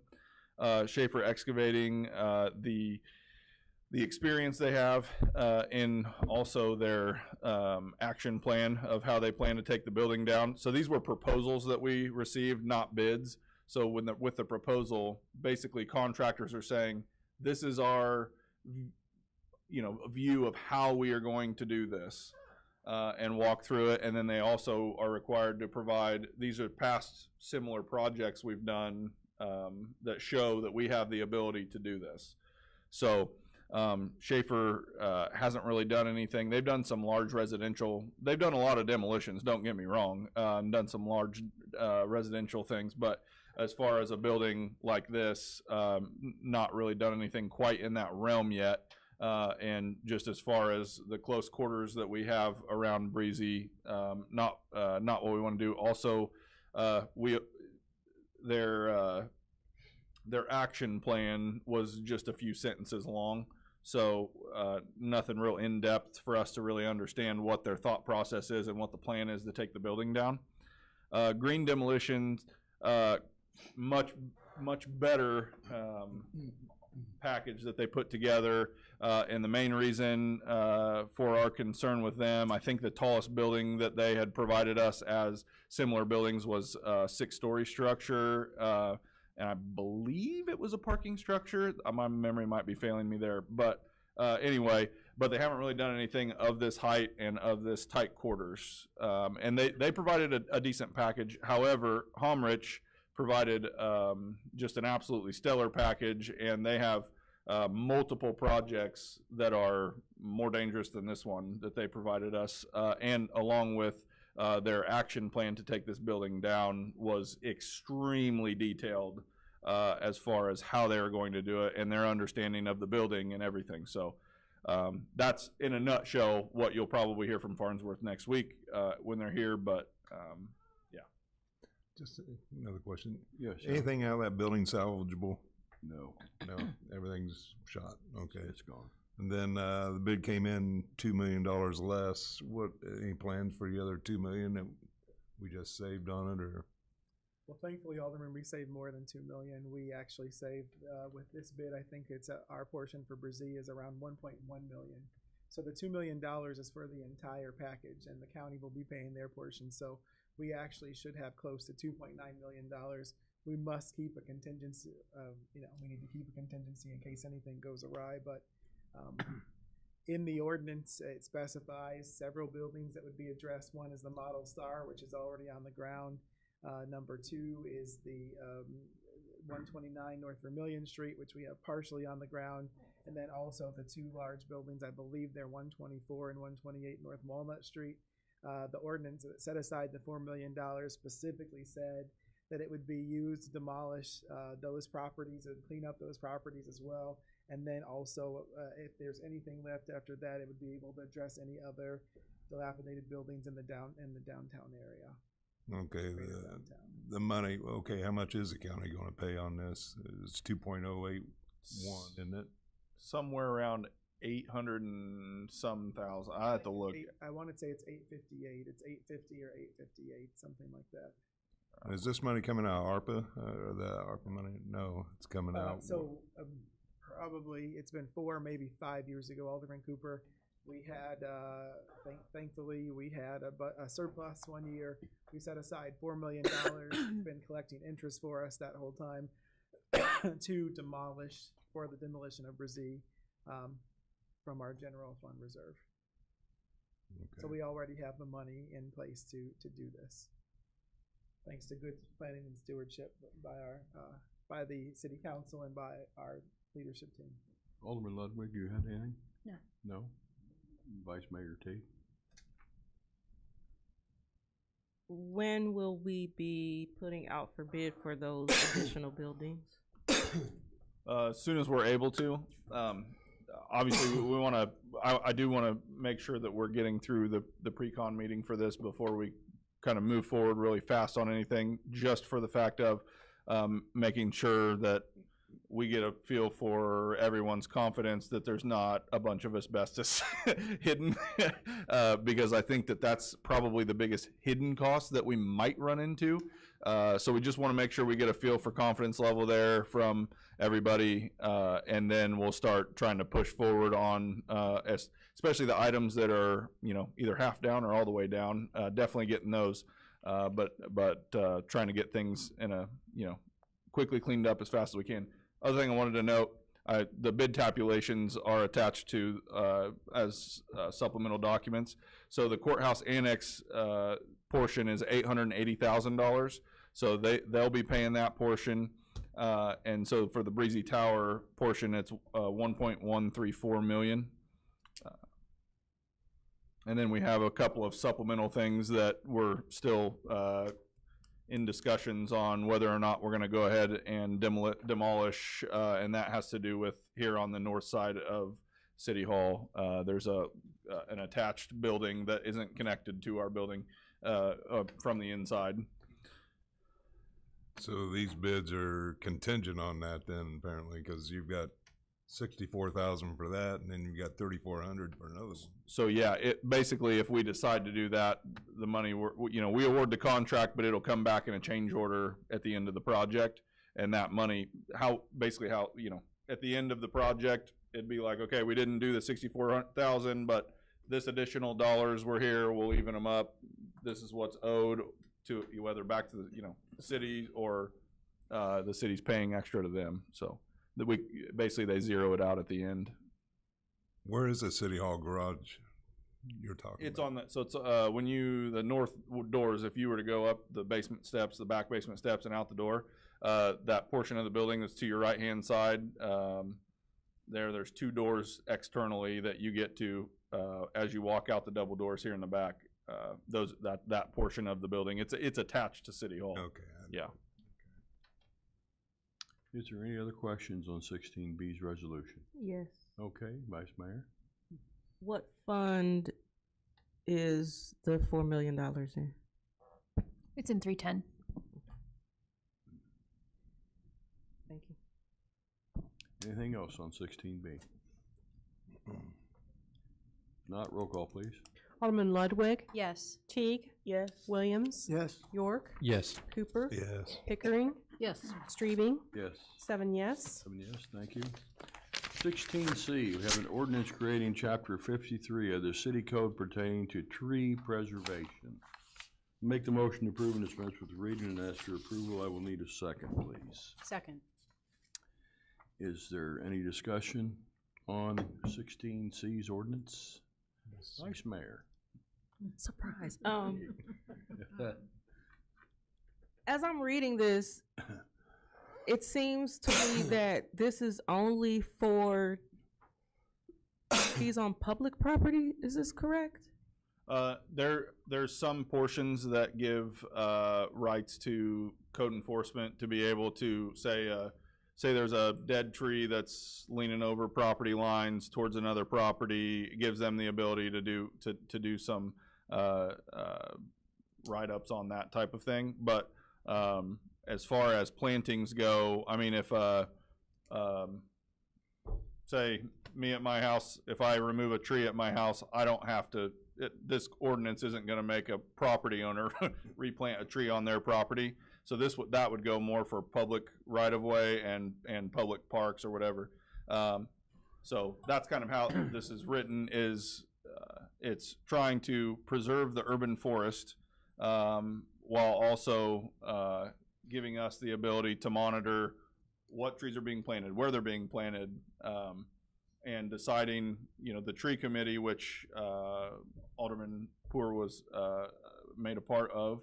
But the tree committee will put together a packet, which we already kind of have that packet put together that gives kind of guidance as far as what trees are allowed to be planted where, none under a power line, none on top of a sewer line, things like that, keeping them away from streets and roads. So one, big thing I am passionate about is not having to fix sidewalks that get heaved from tree roots. So I want to make sure we're keeping trees far enough away from sidewalks. So what this ordinance does is, this is the last step that the city needs to take, at least that I'm aware of off the top of my head at the moment, and how it's been explained to me. This is the last step we need to take before we can become a Tree City USA. So the reason this is being brought to you guys right now is because if we get it in now, we're able to apply for Tree City USA status in 2024, which makes us eligible for even more grant dollars, and that we already have the tree grant that we got. This would make us eligible for a lot of different grants that require Tree City USA status. So that's kind of why this is coming, but it also needs to happen anyway for a lot of the different reasons of just maintaining urban forest and making sure that we have, that we're replenishing the trees that are being removed in a way that basically is responsible, so that we don't end up with in a 100-year span having a barren city with no trees. So. And does our being named a Tree City USA city, does that put us in place to get some grants to possibly save trees? And here's the reason why I ask. Mm-hmm. So I live in the area near Northeast School. Mm-hmm. I grew up a block from the house that I live in now. The trees in my neighborhood are dying. Mm-hmm. The trees that I know were really flourishing trees, I can look at those trees now and know that what they were 40 years ago, mm-hmm. they are not now, and many of them barely bud, or you can tell they're dying. They're only bud at the bottom. They're not budding at the top. They will eventually be dead trees. And I see it all over my neighborhood. And I'm sure it's not just happening in my neighborhood. And so I'm assuming that there might be grants out there to help us save trees so that we don't become a barren city. Yeah. And so that's why I'm asking that question. Yeah, so that's a lot of what this ordinance takes care of. So there's a tree removal ratio. So anytime a tree dies and it's on city right of way, a tree dies, we go clean it up. Per ordinance, we're going to be replacing it with 2 trees somewhere in the city. We're going to do our best to make sure that it's on that property or close to that vicinity or whatever as much as we can. But we're going to be replacing it with 2 trees. We have a lot of barren areas in town already, and that's just to get that reforestation happening and get trees planted and starting to develop. I know one area which is outside of, just as an example, one area that is outside of the current tree grant that we have, the forestry grant we have, is the Lincoln Park area.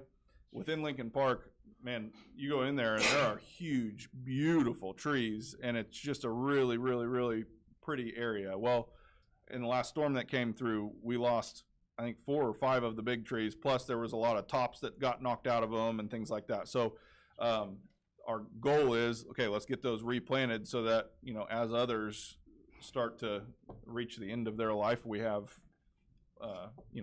trees coming in behind that are already started to grow up, and we don't have a time where it looks like there's a bunch of new trees planted and there's no shade. So. And what about trees on private property? So trees on private property are the responsibility of the citizens, but I would say, and this is maybe just a plug, I would say if people would like a tree, I know that Trees for Danville does a lot in the community And if they're willing to help Trees of Danville, a lot of times they're able to help people get trees and get access to those. Within the tree grant, we will have some programs coming out that we're not ready to roll out yet. But when they do roll out, if people are in specific low-income neighborhoods as per the grant requirements, we'll be able to come in and we'll be able to plant on private property with the grant funds as well. And our intent is, as many times as we can, plant on private property. Me thinking from a maintenance standpoint, the more I can put them on private property, the better off the city is in the future as well. So, and the reason why I asked that is because, so in my neighborhood, there aren't many, they're not public trees. The only public trees would be at the fire station. yeah. All of the other trees that I see dying are in people's yards. So I grew up with 2 trees in my mother's yard. One of them has already been cut down. The other one is dying. There were 2 trees in my yard when I moved into my house 12 years ago. One of them has already been cut down. The other one is dying. I could look around because I happen to live on a corner, so I can see a few blocks one way and a few blocks another way. And I can see up and down my block. And I can count, just like I count toters, I can count dying trees. Yeah. So I would say I don't want to speak out of turn and commit someone to something that they don't actually do, but I'm fairly confident that I'll have a discussion, I guess, and I'll come back to you and find out what I'm allowed to say out loud for other people and other organizations. just go ahead. I don't want to commit anyone to anything, but I think that Trees for Danville helps with a lot of that stuff. As long as we're addressing the problem in some way, Yeah. and that all of this Yeah. fits into a larger plan to address a larger problem, Yeah. I'm satisfied. Yeah, and it does. And I do want to just make quick note. So Patrick Halloran, Tom Halloran, Patrick Halloran put all this together for the most part. And basically he sent it to us and it was just, hey, tweak whatever you'd like, but I did all the work for you type thing. And he's been amazing to work with. Obviously, Tom Halloran has been the same way. And many others, but also wanted to just give kudos to Kaylee Sanchez, our grant manager here. She is a gem. She's absolutely amazing. So anyway, she's done so much work on this and the tree grant and many other grants. And it seems that she gets passionate about every single grant she has. And she does exactly what Chief Yates said and then some. So, Ms. Pickering? So this would also apply to Harrison Park, to the ones that we've lost through storms and? It wouldn't, so the tree grant won't apply to Harrison Park, but yes, the ordinance, yes, it does. Okay. Yep. Thank you. Any other questions on 16C? If not, roll call, please. Vice Mayor Teague? Yes. Alderman Williams? Yes. York? Yes. Cooper? Yes. Pickering? Yes. Ludwig? Yes. Streebing? Yes. 7 yes. 7 yes. Mr. Rui, any items of information? Nope, nothing else. Okay, thank you. Puts us to item number 17, Treasurer Chris Herron. 17A, August 2023, September 2023, and October 2023 Treasurer's Report. Mr. Herron. Thank you, Chairman Streeben. Good evening. So yes, submitted in the packet are those 3 treasury reports for 2023.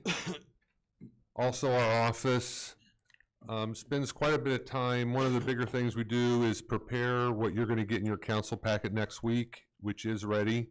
But I'd like to go over that just a little bit so everyone's in an understanding of what is entailed with that.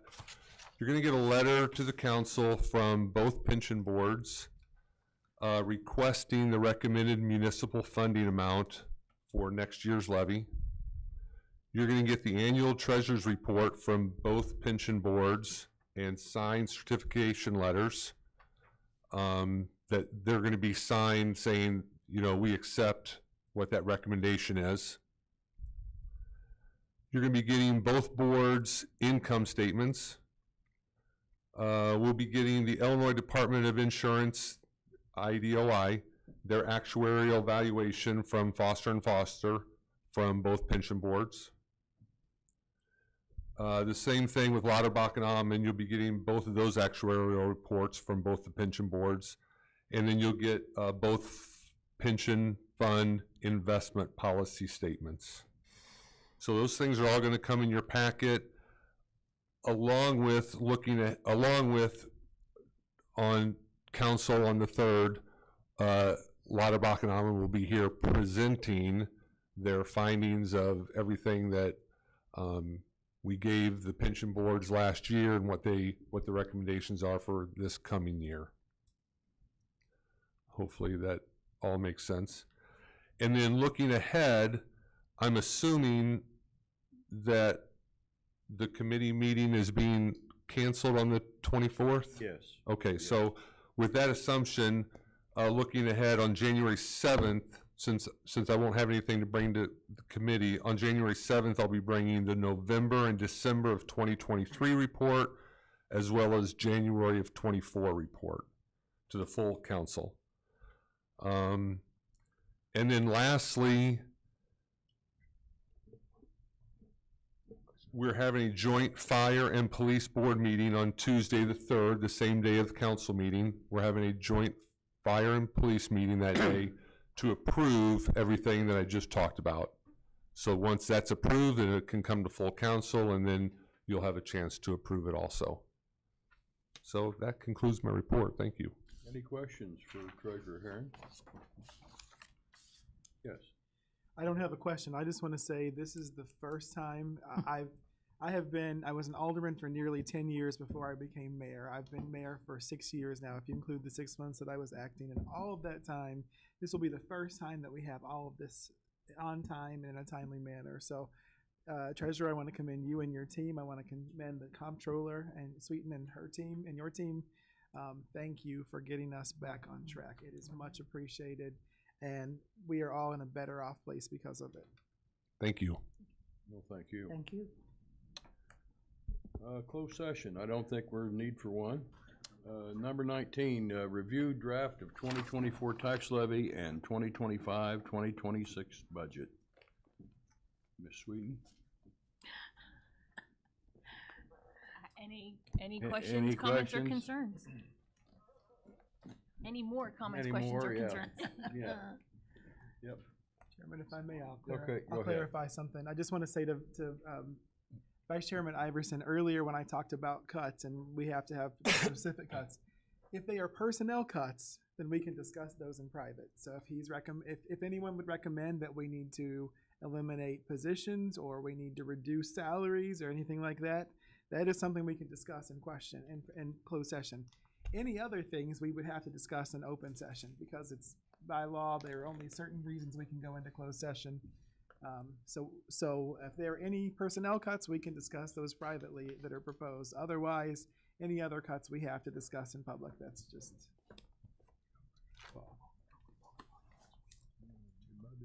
Yes, Vice Mayor.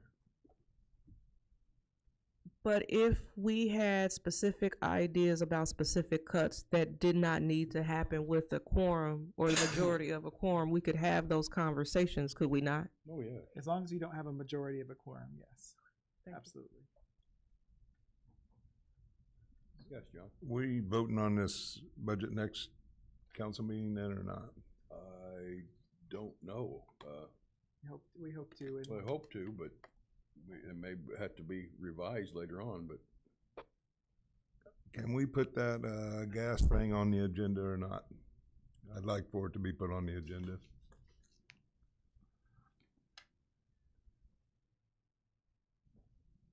I mean, normally it should go through a committee unless it's an emergency. Or there's normally it should go through committee, so normally it should go to this committee or to a committee before it would come to the full council.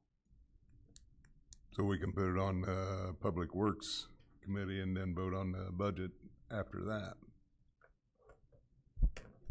We could if the majority of the council wanted to do so. Which we can find out next week, apparently.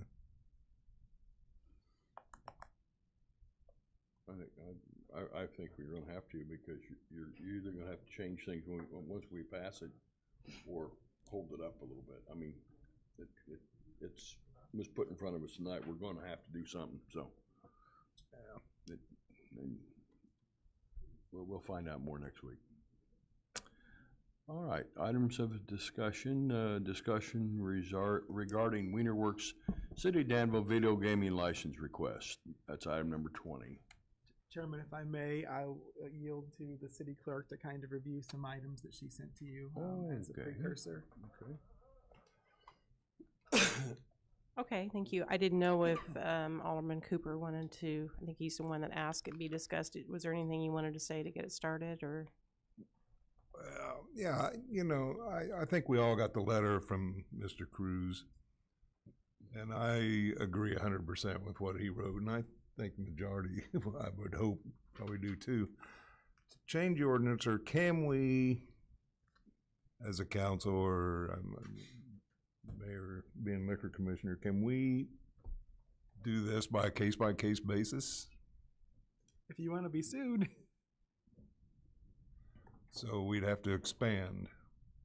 We the ordinance. we have done that previously for this property specifically. At one time, we limited the number to 30, and then we had three entities on our waiting list, so we expanded the waiting list, and that's how it got to 33. Originally, we had said, 1 per 1,000 people, which would have put us at 30. So we can change that to 34. You could increase the number, yes, but as far as granting a specific license outside of that on a case-by-case basis, we could not. But if we But I think, yeah. I believe the only reason why we had the 3 was because they were getting ready to rewrite the whole thing, and these 3 were sitting in limbo. So I think we all talked and we pushed them on through, and there would have been no more until after we had the new ordinance written up, so. Well, like I say, I agree with everything Donnie wrote in that letter. I just want to find a way where we could probably accommodate what he's wanting. I'd much rather him have a license than these Debbies would, or whatever. I mean, and that's, I guess. Well, and that's one of the reasons why I was going to ask our clerk to speak first, just give some context and history to this, because I think there's been a lot of confusion about some things regarding gaming halls. Yeah, because the gaming halls are a totally separate, a separate thing from the video gaming writers. So what Mr. Cruz has applied for is the video gaming writer, not the video gaming hall. And we previously had video gaming halls, if that's what you want to call them, in the old ordinance, because we had just a video gaming ordinance just for all video gaming licenses. It wasn't broken down. The cap at 33 was for, it could be a Class A, it could be Class R, it could be Class E, a club, could be a Class B. And when we rewrote the ordinance, I believe it was the council's intent to limit those to 10, which we did do. And so therefore, someone is not allowed to get a Class A and then get a video gaming license if their revenue doesn't meet a certain amount, for alcohol sales. Okay, So and Don's classification would be what? he's a Class R Class liquor R. license. Yeah, so he would have to get a video gaming writer. So we don't at this current time, we do not have any video gaming writers available. So the reason why, what was happening is essentially these places, let's call them gaming halls, found loopholes in the law to where we could not lawfully deny them. And what was happening is we were getting more and more and more. And to limit that, what we did was we already had 8 and we had 2 that were in process. So we said we will limit them to 10 so that we don't continue to have this proliferation of these gaming halls all over our town, because that's exactly what was happening. Right. So we implemented that cap to accommodate the people that were already in the queue, those that already existed, and then that way they were not taking away licenses from people like Wienerworks or an actual legitimate bar like Satellite or anything like that. So that's the whole reason why we limited it, so that they would not, because they were, anytime something was coming open, anybody that could find 80 by 100, or not even that, a 20 by 16 room was applying for these things because they lawfully could. So that's why we limited it, so that we were not undercutting businesses like this. But I know that the vice mayor, the clerk did provide a timeline too for you of the application as well. That was just this afternoon, and I don't know who's had a chance to review it. Well, I saw that too. I guess if we're at 33, what's stopping us from saying he's the next in line to get the license? And He's number one on the waiting list, Yeah, yes. so to expedite everything, why can't we just make it 34? The council could choose to do so. Okay, come on. Sorry, I don't want to take too much of your time. I know everybody's tired. And I just wanted to kind of fill in some gaps that we had here. No. No, John. If he's got a question. He can come for public comments next week. Yeah, he can come for public Can you- comments can next you week. present Yes, it for please. public comments next week? Sure. Yeah. Thank you. Be here at 6 o'clock. Yeah. Vice But Mayor. what do we apparently okay. you don't want the 34. Can I ask him if he wants the additional license, or, Absolutely. I've talked to Clerk a couple times. We've had a couple conversations. And I think everybody's kind of confused about it. It's new that the ordinance is just combined now. When we originally started this, we were in May. It was before the council had kind of combined everything. Excuse me. Yep. If we're gonna allow him to talk, he Well- needs to come to the mic. No. well, I would like Just so to- everybody can hear Yeah. on the audio. Can he relinquish his time? But let's just, And when he did start, that's why I provided the timeline. When he did start, we still had the cap at 33. Yeah. Oh, and I get it, but if we opened up 3 licenses, apparently, I would like to consider opening one more. but we can always discuss that next, we talk about it now to bring it up for next week. Yeah, I would like to at least put it on the agenda. Okay, we can do that. Just for clarification, Chairman, may I ask? Yes. So you're wanting an ordinance to go to council next week and not go through committee to increase the cap from 33 to 34? I'm just trying to Well, figure we're out for halfway talking clarification. about it here, Yeah, but well, yeah. But we'd have to vote on it first. Exactly. We'd have to vote on it first. We Oh, could but I br- have a we- question. We could bring that, I guess, to Public Works, if they're willing to listen to it. Yeah, we can do that. Yes, Vice Mayor. So,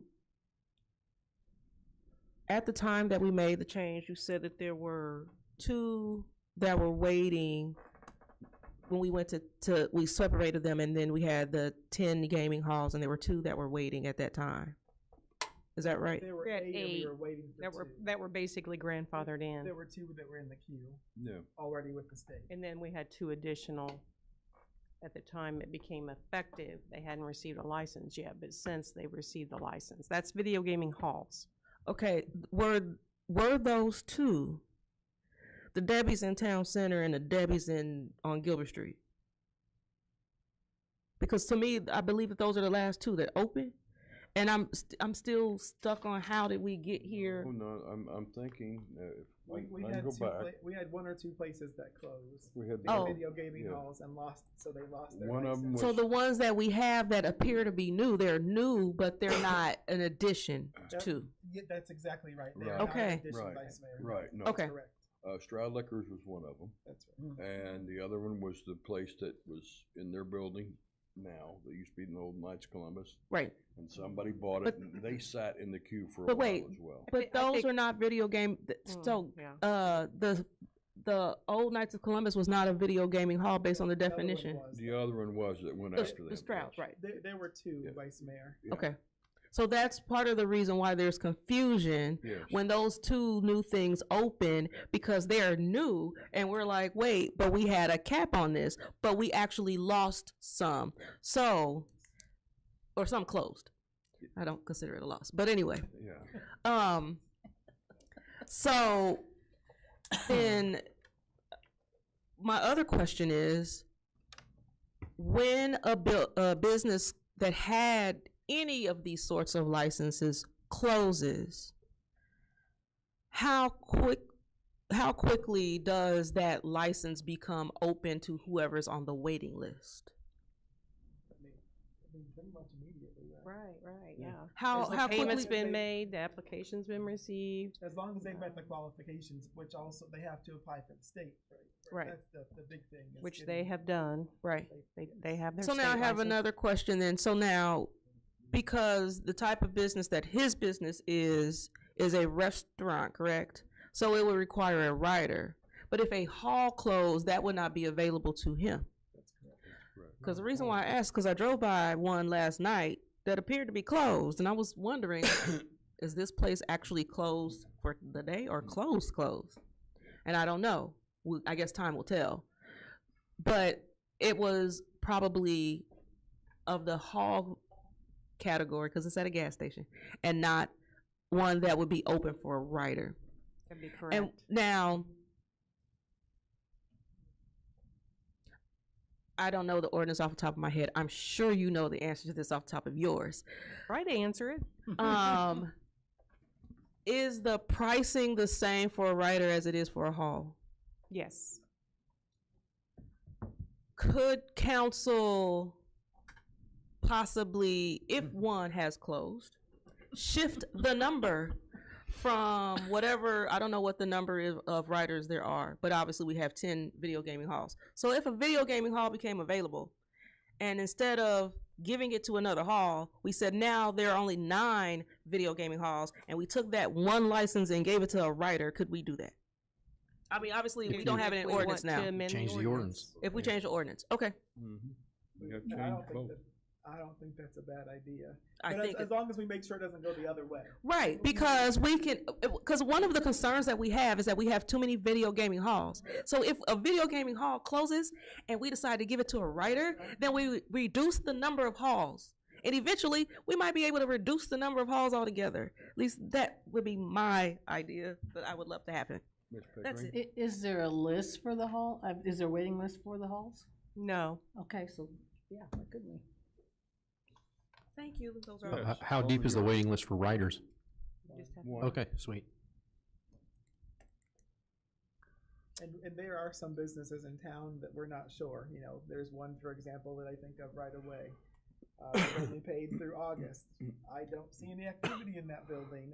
I don't see any activity in that building, but our ordinance states that you must be inactive for at least 6 months before we can foreclose on your license. Okay. So So there's so by the time this comes up, if it was August that the last time that they paid, it could be that a rider becomes available. It could be that a hall becomes available, and it might require a revision of the ordinance, but it doesn't necessarily require adding.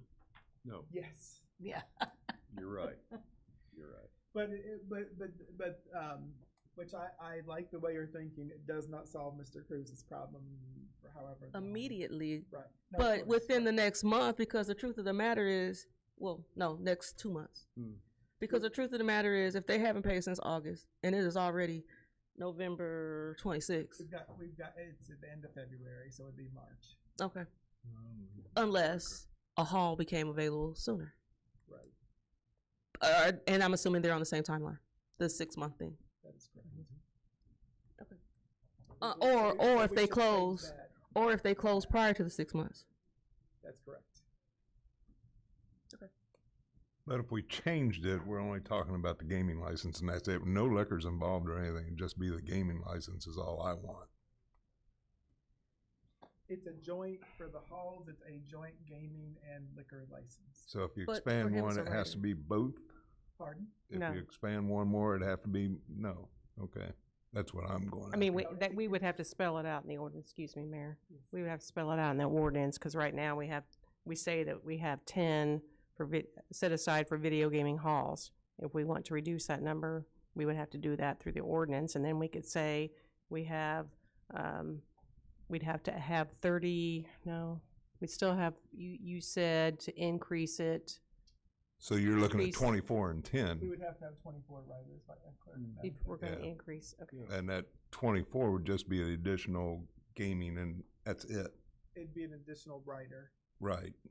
But liquor's not involved. I mean, They already have that. right, but I mean, we're not expanding the liquor license at all. It's That's just the correct. gaming. For just the a- riders, that's right. It would still be chapter 96, but. Right. Yeah. Okay, that, And the quickest way to solve all this is to do that, apparently. Yep. Okay. All right, puts us to item number 21. Committee members' comments, we have anything? All right, puts us to item number 22. Do that we've fulfilled everything that we had on the agenda this evening. I'll receive a motion to adjourn. So moved. Need a second. Second. All those in favor signify by saying aye. Aye. Opposed? We are closed. Thank you very